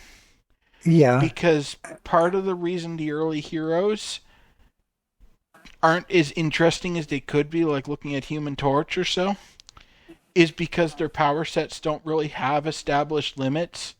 So you don't get that like dramatic tension of something is beyond their capabilities because they can just make up some new bullshit power and give it to them to overcome it immediately. Yeah, okay, and I want to take something back that I said before that was wrong. No, Magneto can in fact manipulate a piece of metal, right? But just not only when he can't break it down by the compound or whatever. Right, but he does. There are stories where he actually literally takes a piece of metal and expands it or flattens it. I think it depends on the creator. The writer. That's true. The writer, the Magneto team. stories I've read, he can't do that. Well, but I'm pretty sure I've seen in passing ones where he does do it. Yeah, I think he kind of evolves into that. Yeah, I couldn't give you. He doesn't start with that ability, but I do know at one point. God, I can't remember all of it, but he does take a piece of metal and sort of reshape it. Yeah, because at some point he builds Asteroid M basically by himself using metal. Yeah, he does pull all of Wolverine's skeleton. Yeah, but the thing is, I suppose there he does melt the metal because he pulls Wolverine's skeleton out of his pores in the 90s. That would he pulls all suck. of that. He pulls all of his adamantium out, and then Wolverine looks more beast-like and doesn't have a nose and stuff. Yeah, I don't know how he lost the nose to that, but that was a Rob Liefeld decision, I believe. Yeah, the thing is, Wolverine isn't going to be able to do much of anything after that because he's going to have to rely on his bone spurs. But wow, we just no-sold that. Yeah, mostly. Boy, that went nowhere fast, didn't it? I thought that was funny. I was really trying to no-sell, and then Bill chuckled a little bit. Yeah, Bill. Yeah, you found it funny. Anyway, so that was my attempt to do a synopsis. That was good. Let's move on. We'll try to give you one a week or something. Oh, that's very generous of you. You're going to give me the really wordy ones, aren't you? Not necessarily. Okay. You just got that one because you literally brought it up when I was doing Journey and the Mystery, so I was like, well, you just got the next book. Yep. You fucked yourself. If you said it a story later, you could have gotten Iron Man, so here we are. Oh, damn it. Tales of Suspense, number 39, A story. Iron Man is born. We got Stanley and Larry's helping him write. We got Don Hex doing the art, which I actually enjoy some Don Hex, so this should be good. Cover art, Jack Kirby's helping Don Heck on, and Stan Goldberg's colorist, Artie Simic is letters, and this actually came out in December, so Merry Christmas. December 1962. Well, I'm gonna let Bill take this since Bill was supposed to have Hulk. Oh yeah, okay. Sorry, right, I'm feeling your generosity and enjoy Gundar. Yes, I was gonna take Gundar anyway. I was just gonna do both Tales stories, but I'll just do the Gundar now. All right, so this story opens with a panel of Iron Man pulling some rocks apart. This is the original Iron Man armor, where he looks like a 1950s robot. It takes a while for Iron Man to start to look cool. I don't know. I think it looks good. I mean, it probably looked good for the time, but it doesn't age well. Yeah, that's fair. Anyway, we open the actual story with an confusingly placed Stark weapons development facility. A secret because laboratory. they describe it as somewhere within the U.S. defense perimeter, which makes it sound like it's in Vietnam. Okay. But then the rest of the story progresses as if Stark is currently in the U.S. and then travels to Vietnam to demonstrate his technology. But either way, we get a little bit of a synopsis of the life of Anthony Stark, with him being a rich playboy philanthropist who's also a genius weapons development. Does he have a boy ward? Developer. I didn't catch that, Dan. Does he have a boy ward? No, he does not have a boy ward. There is no Iron Boy. What a loser superhero. Sorry. And then we cut, and then we travel halfway around the world, which is the point that confused me because now it's firmly established as in Vietnam, where we see a red gorilla tyrant, Wong Chu, who is a big sumo dude. Ooh. Because people at the time were kind of racist and couldn't tell Asians apart.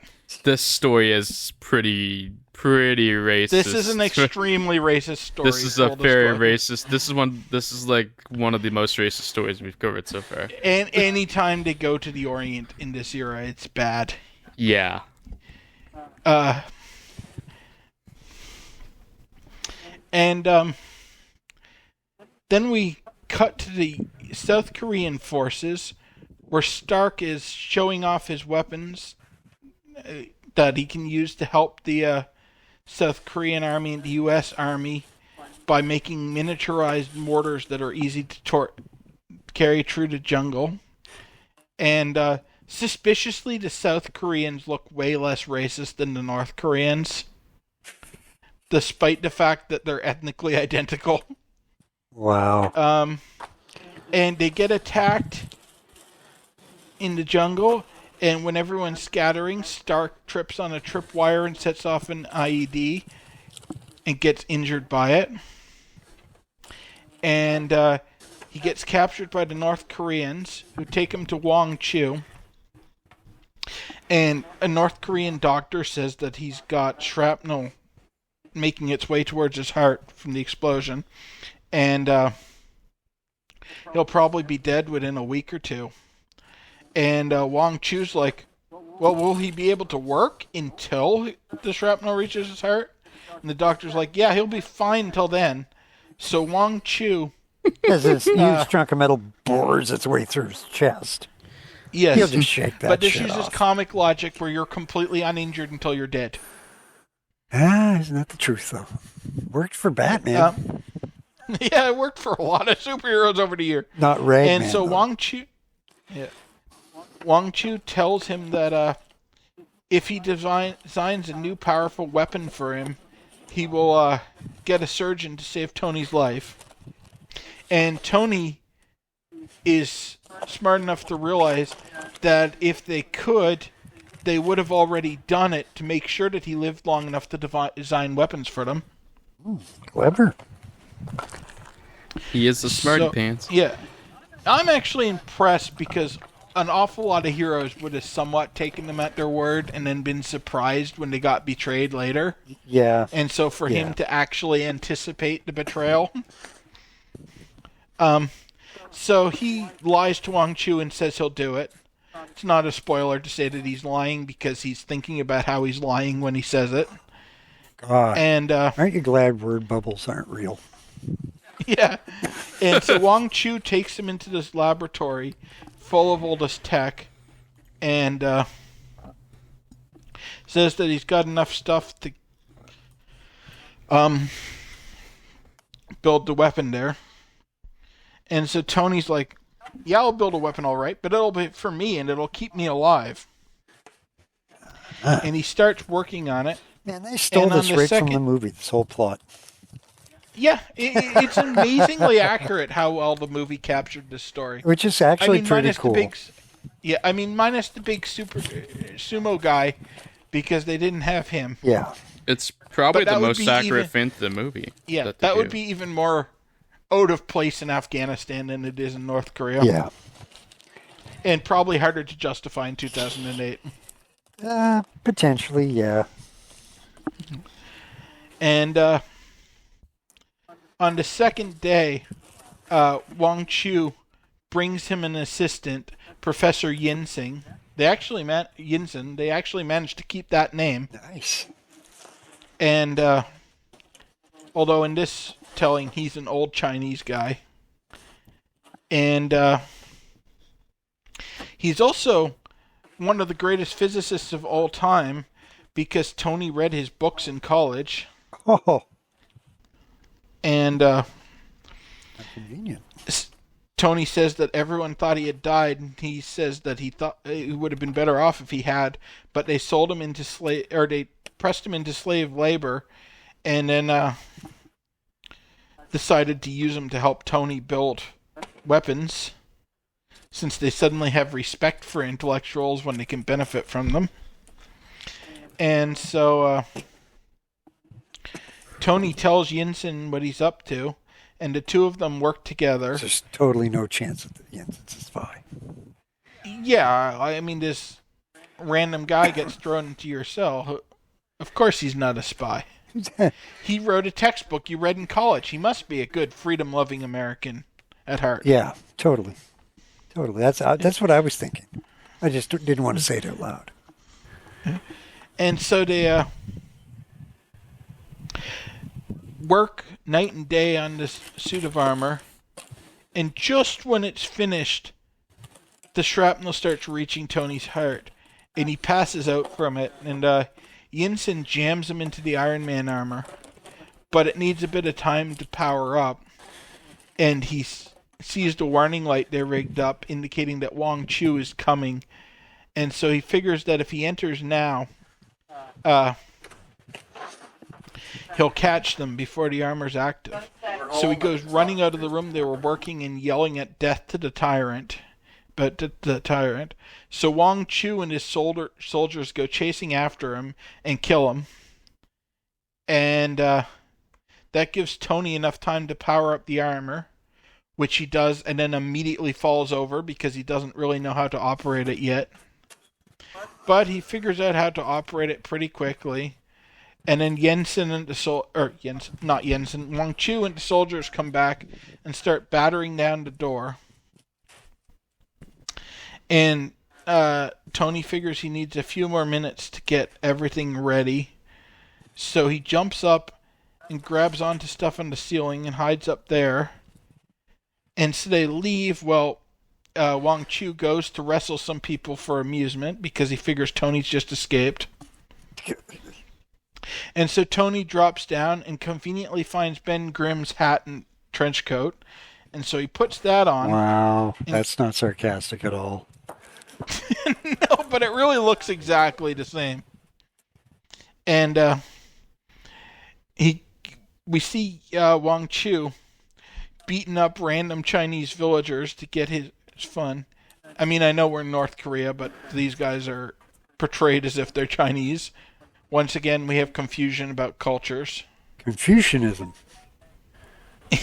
Oh, for fuck's sake. What? It was there. And then this weird guy in a trench coat and wide-brimmed hat shows up and says that Wang Chu is a coward and challenges him to a fight. It's clobbering time, Wang Chu. I mean, I'm going to kick your ass, Wang Chu. And Wang Chu demands to see the face of the one he's about to destroy. And so Tony takes off the outfit and reveals the Iron Man armor. It's Tony Stank. Oh, no. Yeah. And he immediately beats up Wang Chu. And so Wang Chu freaks out and tells his soldiers to shoot Iron Man, which they do. And it works as well as you would expect. And so they go to get grenades and bazookas to try to blast him out of his armor. And so he grabs a magnetic turbo insulator and uses the transistor to increase its power 1,000-fold to repel anything metal around him, so all the grenades go flying away and blow up amongst the North Koreans. Oh, that's lucky. And so Wang Chu runs into this tower, or communications tower, and gets on the loudspeaker and offers his soldiers 10,000 yen to the one that destroys Iron Man. Because the magnetic field that Iron Man just created doesn't interfere with the radio signal. Oh, let me finish. Okay. It gets because better. Tony has managed to create electrical interference to drown out his words with static, and then he hacks in, puts his own voice on the loudspeaker through methods that are not explained, and so he says that he tells them to desert and flee into the jungle because no one can defeat Iron Man. So all the soldiers panic and run away. And Wong Chu's like, well, shit, now what do I do? And so he grabs, and Tony starts cutting his way through the door, despite the fact that he could easily batter it down. And he goes inside, where Wong Chu throws a fucking filing cabinet full of rocks at him. Oh, my God. Down the stairs, and pins him under this filing cabinet for a second. And he gets out from under it, but he's burned out most of his power by this point. And it looks like Wong Chu's getting away. And Wong Chu starts running towards the ammo dump. But Tony manages to unfasten his lubricant and shoot out a thin stream of oil that goes all the way to the ammo dump. And just as Wong Chu gets into it, Tony takes out a welding torch and lights the oil on fire. And the whole ammo dump blows up. And then he puts on the coat and hat again and walks off into the jungle. And he's wondering how he'll be able to live as Tony Stark now that he's the metallic Hulk known as Iron Man.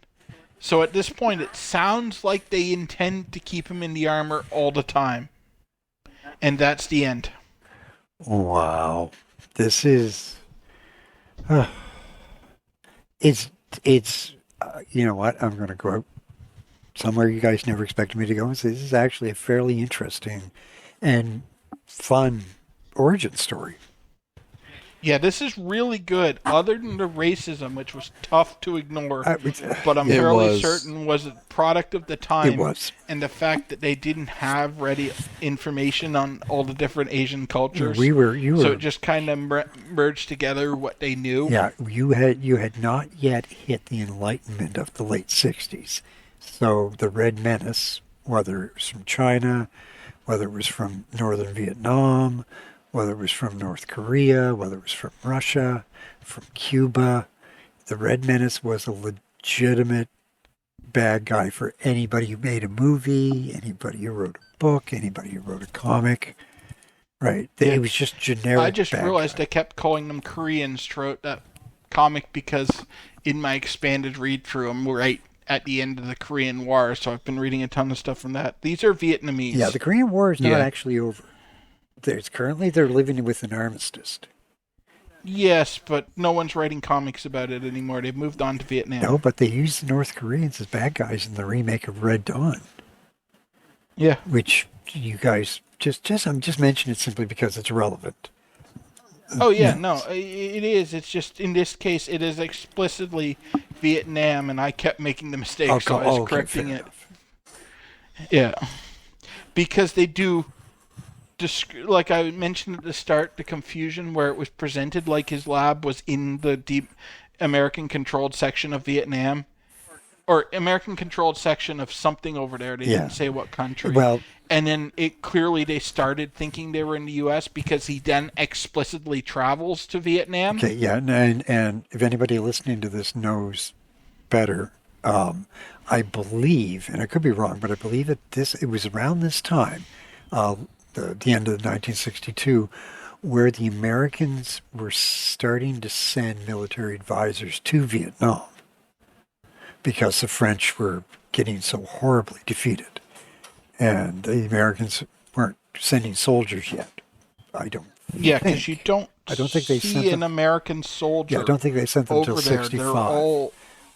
They're all Asian soldiers over there. But they so they're clearly just the South Vietnamese. Yeah, but the Vietnam was a legitimate bad guy at this point in time in history. Yeah. But to anybody who was capitalist, the communist, North Vietnam is communist and therefore bad. Yeah. But this First- also went a little beyond the straight combining of the Red Menace into one blob, because this is more of a not understanding Asian cultures as Fair well, enough. because like Wang Chu he was a sumo guy, which is Japanese. Yeah. That's a Japanese thing. Yeah. And those weren't And that's- part of the Asian bloc of communists. No, and it's also so- not a Vietnamese name. No, it's a Chinese name. Chinese sounding. It's probably not actually Chinese. I don't speak any of the dialects from there, so I don't know. But it's clearly written to sound Chinese because they kind of just lump all those Asian cultures into China. Yeah. I'm getting 1965 is when people were sent over. Okay. Yeah, that's what I thought was about 65 where they... But apparently in March, Lyndon B. Johnson sent forces. So. Yeah, that's when they first sent troops, but I believe they were They sending had advisors. military advisors to the French at this Yeah, point. like I say, that roughly this area of time, within 6 months of whenever this came out, the Americans started sending their own military advisors, not so much to help the French, but to help the South Vietnamese, right, fight this war to protect themselves. And they were probably also sending a great deal of money at this point. May 1961 is what I'm getting for that. Okay. That would make sense because this was explicitly Vietnam. Yeah, even in the synopsis I'm looking at, it specifically says Vietnamese villagers and the Army of the Republic of Vietnam. So yeah, there you go. little history lesson Yeah, for sorry everybody. about that. This is Oh, my no, reaction. this is very helpful. No, it's interesting. This is my reaction to when Dan says he actually likes a comic. I was saving that for some point. I was gonna bust it out on. I can't believe Dan actually admitted he liked this comic, I- but he is a little bit of an Iron Man mark, I Oh, guess. well, I mean, like this the is origin an excellent comic. It is. I gave it 3 stars. I know you gave it higher, bro. I gave it 4. I- It probably would have been 5 without the racism, but it got to a point where I couldn't ignore story. it. The average is 4. I'm in the wrong technically. Yeah, so. I like the fact that it's feasible. His origin is feasible. He didn't get bitten by a radioactive spider. He isn't. How did I know He you were going isn't to go there? channeling you some bastard? Norse god. He isn't, hit by gamma rays, which make him all bendy or invisible or look like a big rock or flame on, or turn green. He feasibly uses his intellect to protect himself and defeat the bad guy. The Hulk's top power turned green. What? It worked for Mr. Spock. Oh shit. Oh my. Okay, fine. I like the whole concept of the origin they created for Iron Man. Yeah, It is I good. mean it's a timeless origin because there's always some sort of conflict that you can locate it in. Yeah, I think the two best to me. Okay, the two best superhero origins are Iron Man and Batman. I knew that's what you were Oh, going to say. come on, you cannot I'm not argue. even going to argue that. I think I'm not you're arguing right. it either, but yeah, Yeah, definitely the easy. well, I mean, they're Choices. pretty obvious. Everybody knows them, but But that part of the reason everyone knows them is because they're simple yeah, enough to be memorable, and also effective enough that people can buy into it. you look at it and you're like, yeah, that makes totally sense. Total sense. Yeah, absolutely. Like I say, with the Iron Man origin, what's to say that this guy couldn't do that? Right? I mean, if you were reading this back in 62, 63, you would totally believe it's believable. Yeah, he's established to be good at science and building stuff. Yeah. And they give him, they don't just give him a bunch of scrap metal. No. And that's something they did good in the movie, too. In both the movie and this comic. They give him high-tech devices to work from. Yeah.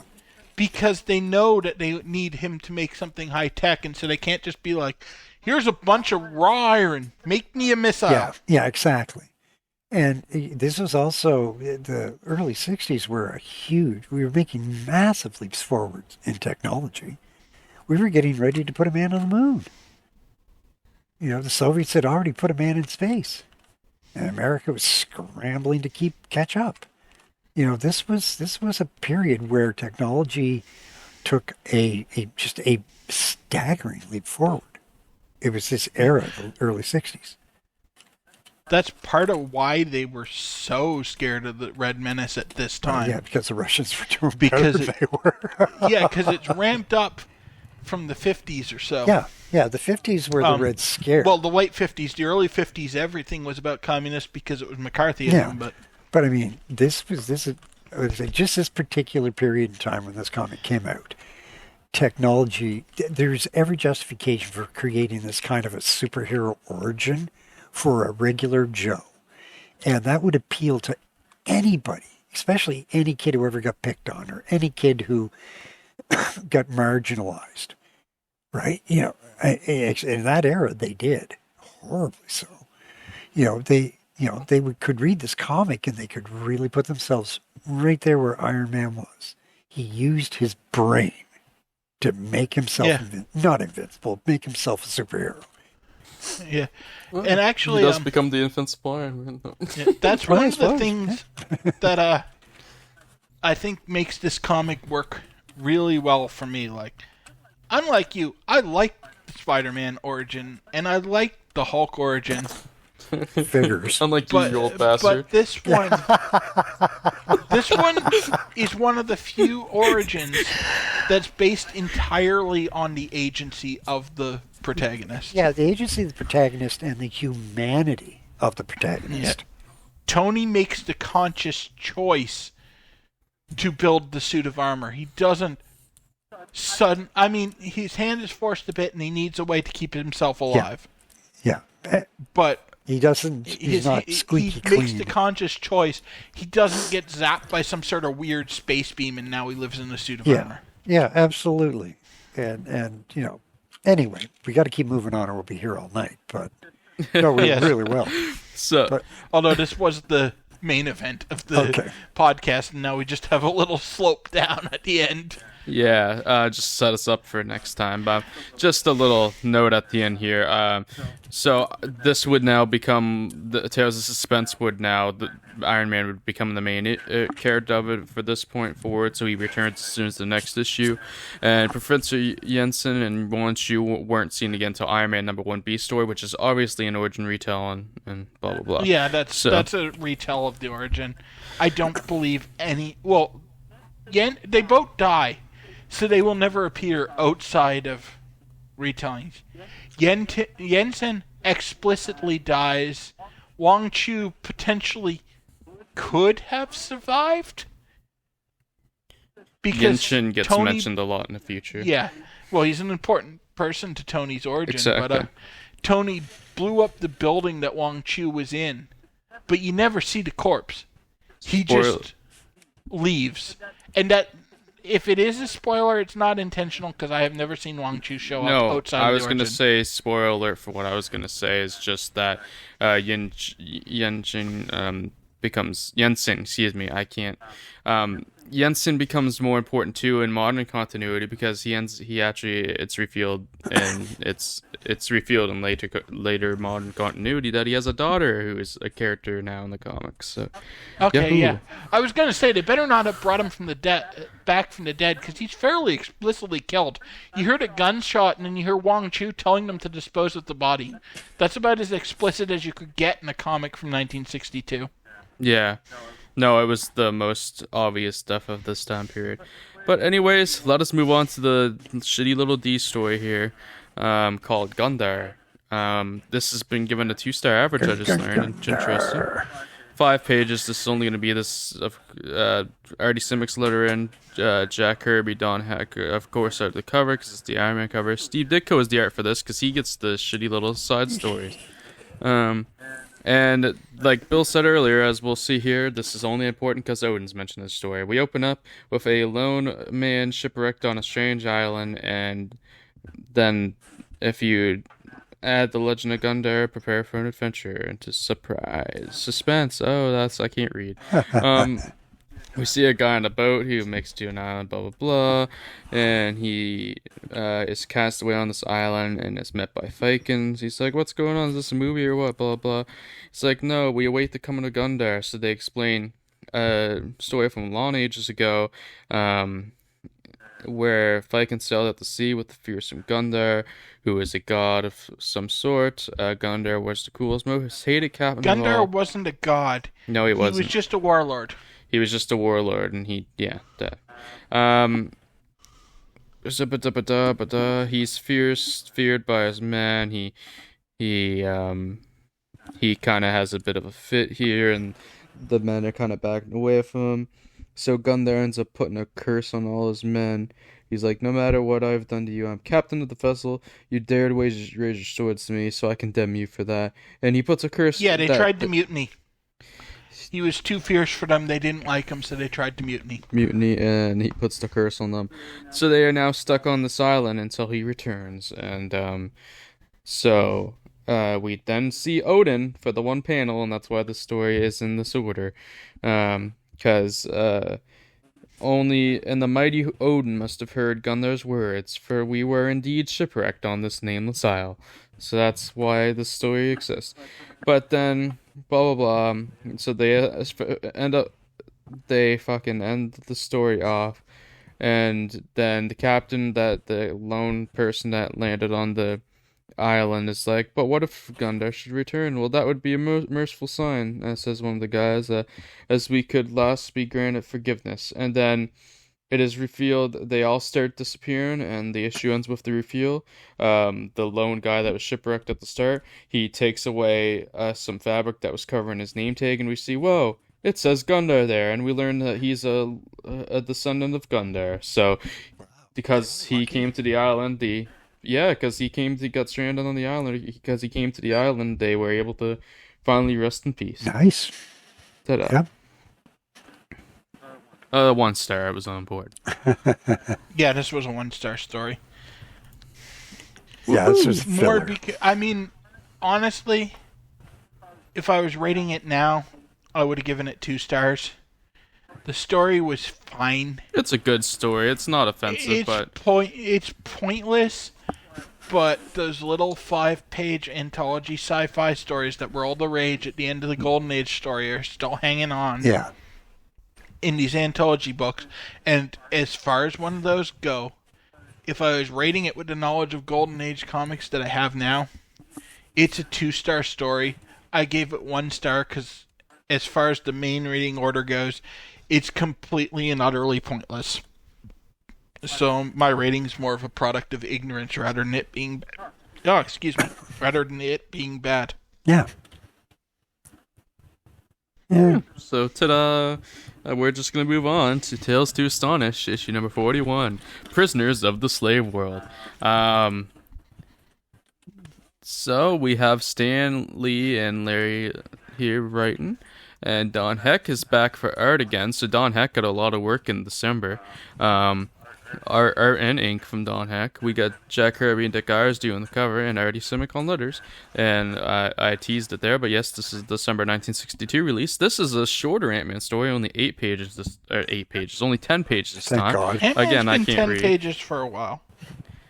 I think he switches back and forth between 10 and 13, doesn't he? He started off with some 13s at least. Yeah, and he he's gone started down at to 13, 10. but the last couple have all been 10. The last couple have been 10. This is like And the I second in a think he row that's been 10, I stays think. And then 10 pretty much through in when Jan comes in to give him more pages again, and then he gets probably more goes pages, down again. And then when they bring up the backup book, it goes back down because then it's usually 11 for the A story and 10 for the B story. So they very much fluctuate with how much Ant-Man gets, or how much Hank Pym gets, I should say, because some of it will be Giant Man. And I'm gonna let Bill take this one because Oh, sure. because fuck this issue, and I know Bill likes it more than me, so I just don't want to talk this issue is fine. Nah, fuck it.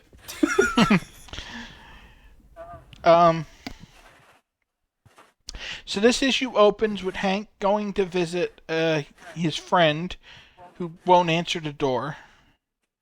But fortunately, Hank brought a copy of his tiny Ant-Man costume. I don't know why he has it tiny. It's well established to be able to shrink and grow with him. But he shrinks himself down, puts on his Ant-Man costume, and crawls into this guy's house to see why he's not answering his door. And absolutely no one's there. And so he thinks that's weird and kind of a dick move by his friend. But he goes home, and he's watching TV where there's a news report of another scientist that's disappeared, and how the police are baffled, and the FBI's baffled. And he's like, well, if they ever come for me, I'll be ready for them as the Ant-Man. And just then a window washer shows up, and once he's just moved into the neighborhood, and he's giving free trial window cleanings this week. And Hank's like, yeah. Sweet, my windows could use a washing. So he goes back to work and starts ignoring this guy without escorting him out of his lab or anything you do when some random stranger has walked in, because you don't need to be inside to wash the windows. But the yes, you do. window cleaner... Usually the professional window cleaners are outside. Well, yeah, but, when you're in a residence, you would clean inside and out. Yeah, but this is a lab. Okay. Fair enough. He's in, like... It varies at times. It's presented as if it's in his house. I believe at this point it's an actual standalone lab building. Silly of him. They kinda Hank's flop location can on be it, so- tough to pin down because they don't care enough to keep it consistent. No, there's no there's a lot of inconsistencies when it comes to Ant-Man stories, though I still tend to enjoy them. Yeah, same Besides here. this one. I mean, I crap on them, but they're a lot better than when he becomes Giant Man.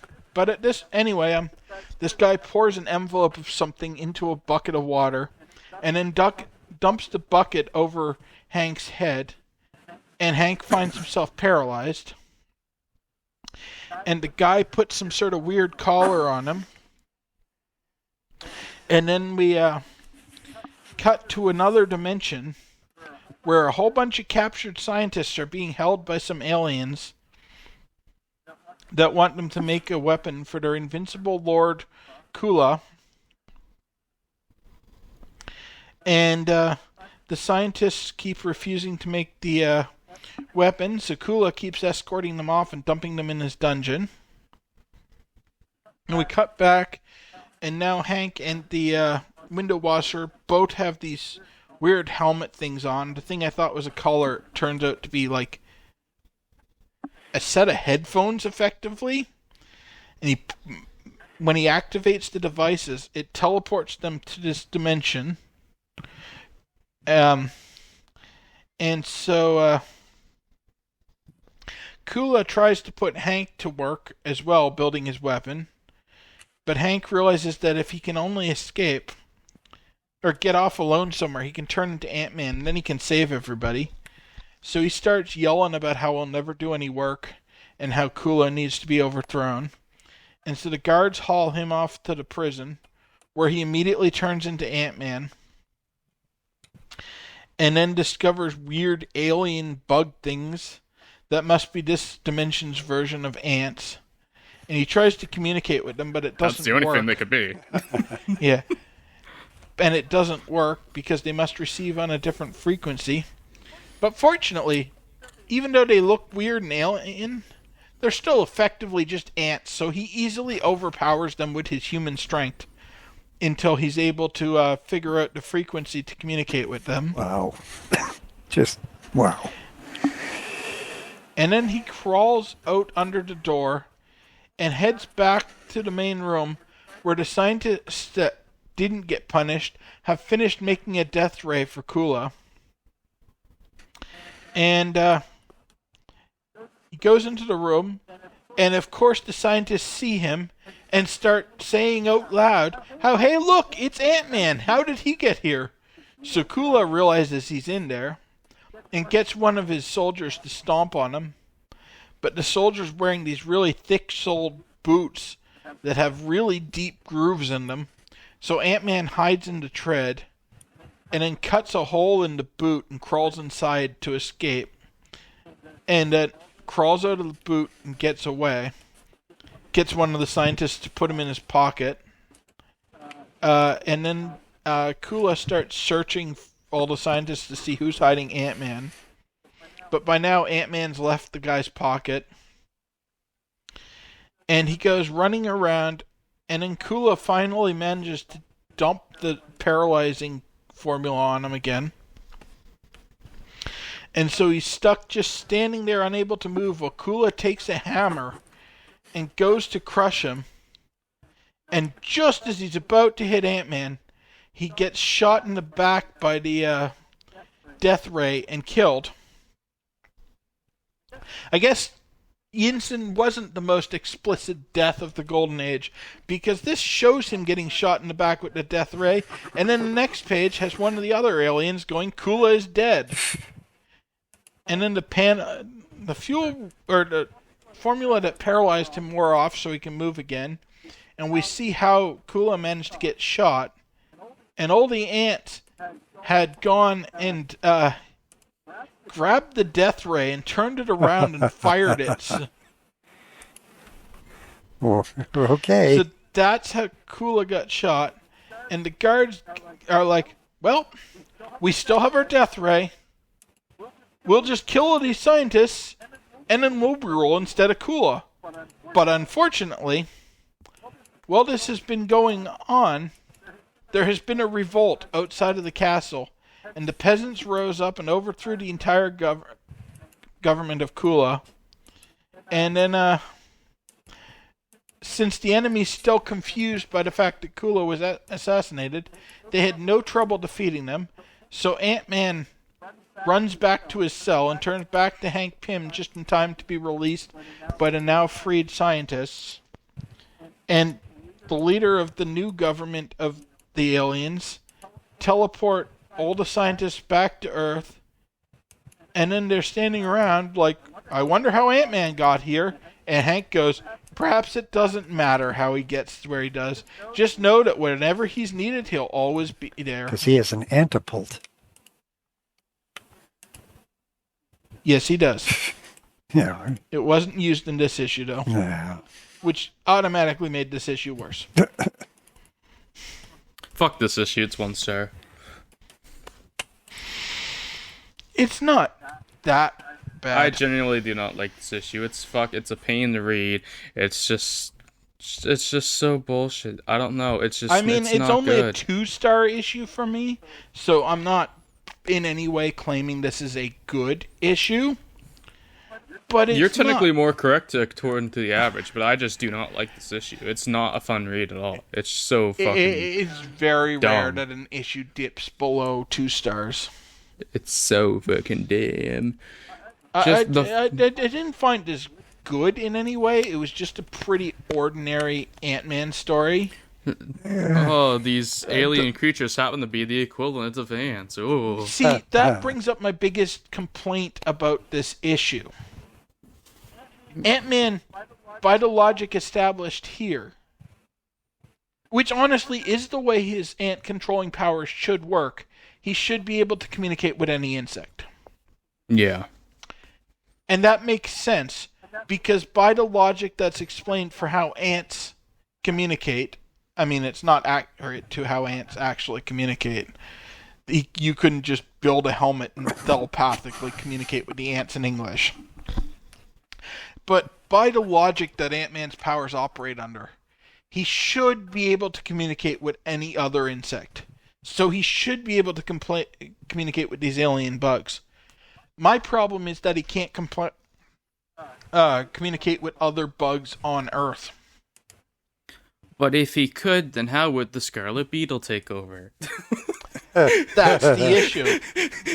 Like, that's where it came to... That's where the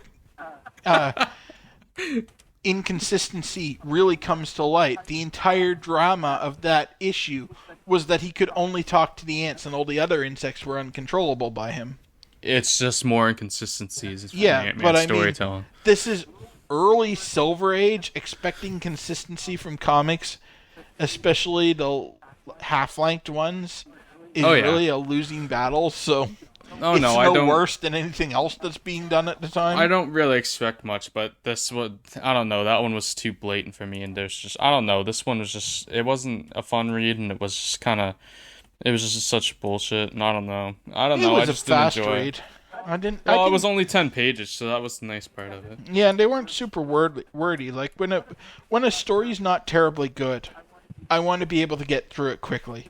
If it's a good story, I don't mind, taking my time and really absorbing a whole lot of information and stuff.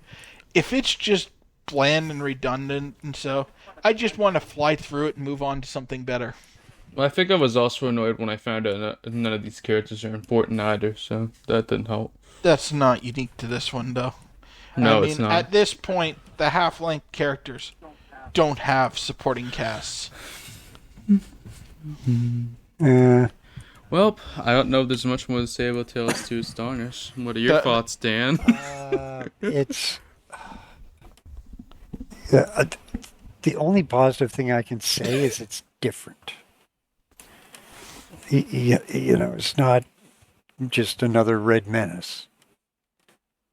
But, God, I'm trying to find something good to say about it. I really am. I'm trying so hard. I can't find anything. But no, it's at least slightly different, slightly unique. Slightly. Right. But again, you could tell they were struggling for ideas.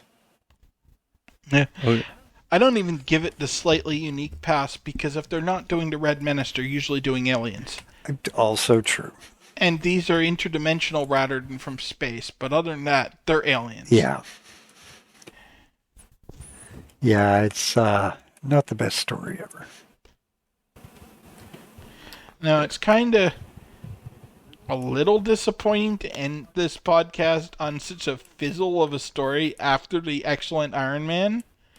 But don't you worry. Our choices were either end on this or start the next episode with this. And that's not better. Yeah. And because we chose this, next episode we get to start with Amazing Spider-Man number 1. Good. So next week we finally get there.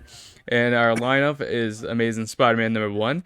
And we have 2 stories per issue for the first 2 or 3. So there's 2 stories for that.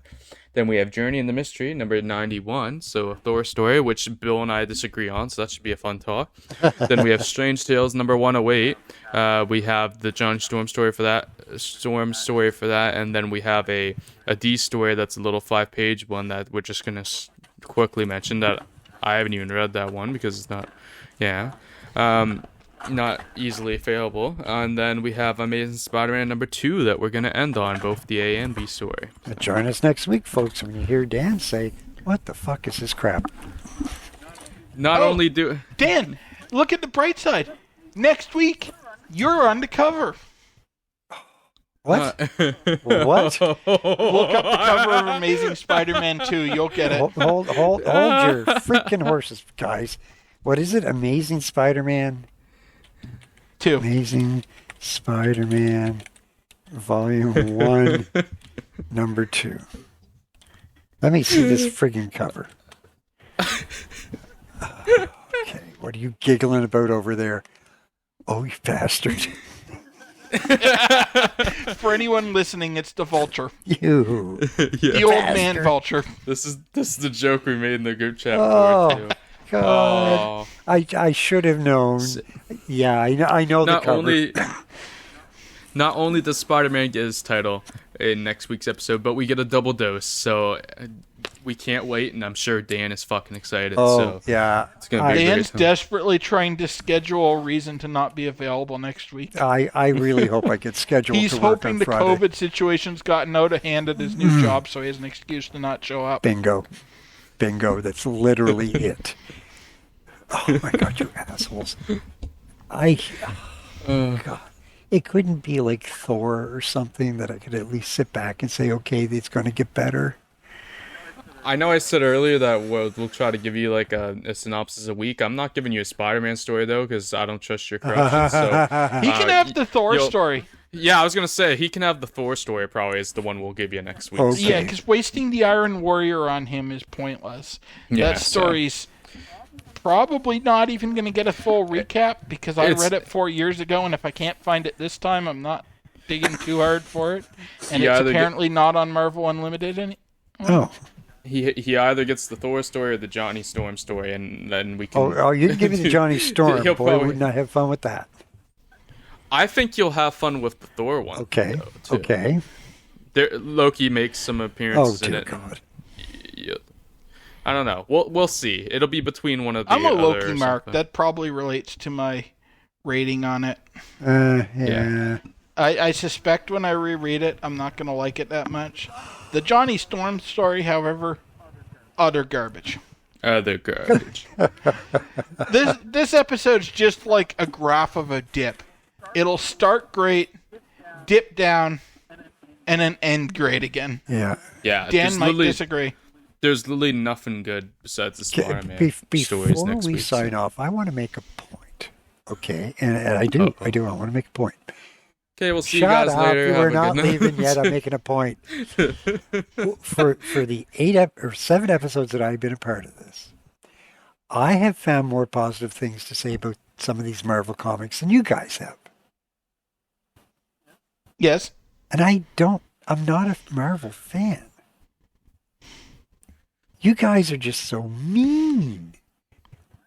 I'm more mean If than Stan Bill. Lee was Bill's still way- alive, he would hobble into your rooms with his walker and bitch slap you with a rolled up magazine. Bill's by far the nicest. I'm pretty mean with my ratings sometimes. You guys, I mean, and then Spider-Man comes along and you're all freaking fanboying again. It's like, oh my God.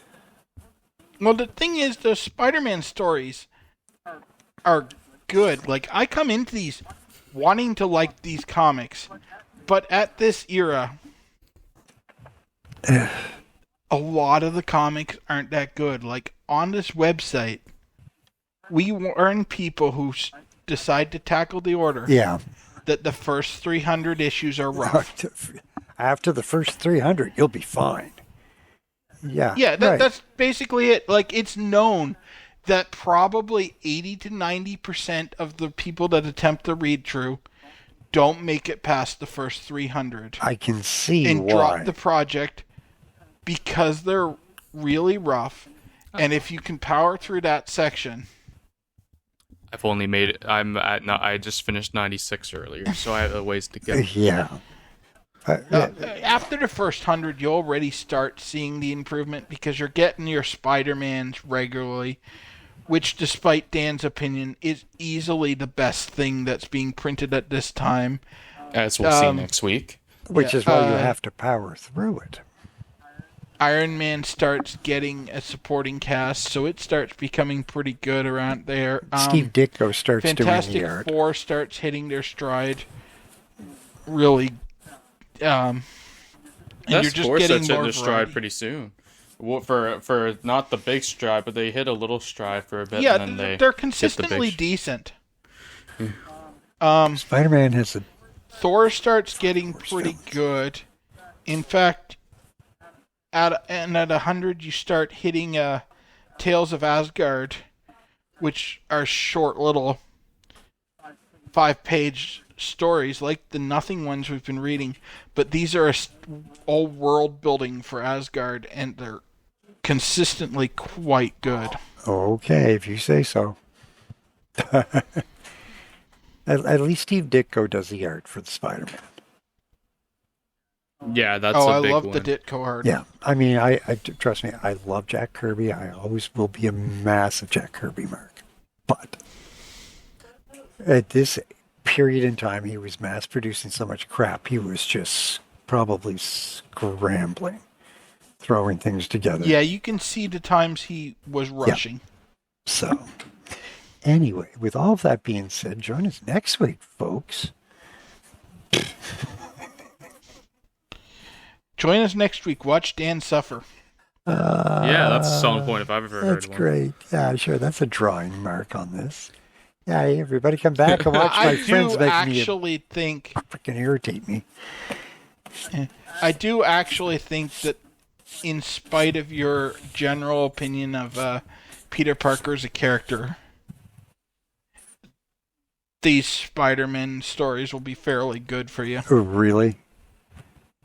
Yeah. Really? They do a lot of stuff that the other comics of this era are not doing. Like, you have a supporting cast, and you have sections of the story devoted to the character, not like the person, not the superhero.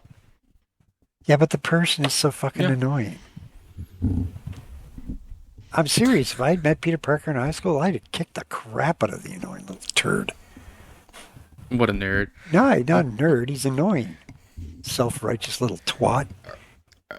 Yeah, I mean, early on he is more of an asshole than he grows into, for sure. So, right. Yeah. I mean, him and Johnny Storm together, what a pair. Oh, I mean, just wait till Johnny Storm's annual. Oh. Yeah, wait until Strange Tales annual. Okay, no problem. Whereas somehow you can have two annoying teenagers and still hate Johnny Storm the most. Oh, wow. Okay, that's going to be a feat. We'll see. I'll hold you to that. We'll see if I do. Oh, hold me to it. If you don't agree with that, Johnny is still written as the more annoying one, even though they're both teenagers and they're both problematic. It's Johnny's book, so he should be the more likable one. Exactly. It's pretty impressive, honestly. I haven't read I haven't heard a likable Johnny Storm story yet. He was likable for like 2 issues at the start of Fantastic Four, and then they quickly. No, he was even annoying me then. Yeah. He was at least like a nice kid when they were writing. Oh. Yeah, but he'd keep getting into those fights with Ben and start trying to light stuff on fire in the Fantastic Four's headquarters. Yeah, he became a little shit. A little pyromaniac. Yeah. Yeah, okay. Anyways, I suppose we should get out of here. So if you are listening on YouTube, leave a like, subscribe, comment, even share if you'd like to. Spotify, Google Podcasts, Apple Podcasts is the other platforms this is available on. We hope you all enjoyed this episode, and join us next week where Amazing Spider-Man launches. Peace out. Bye-bye. Have a good one.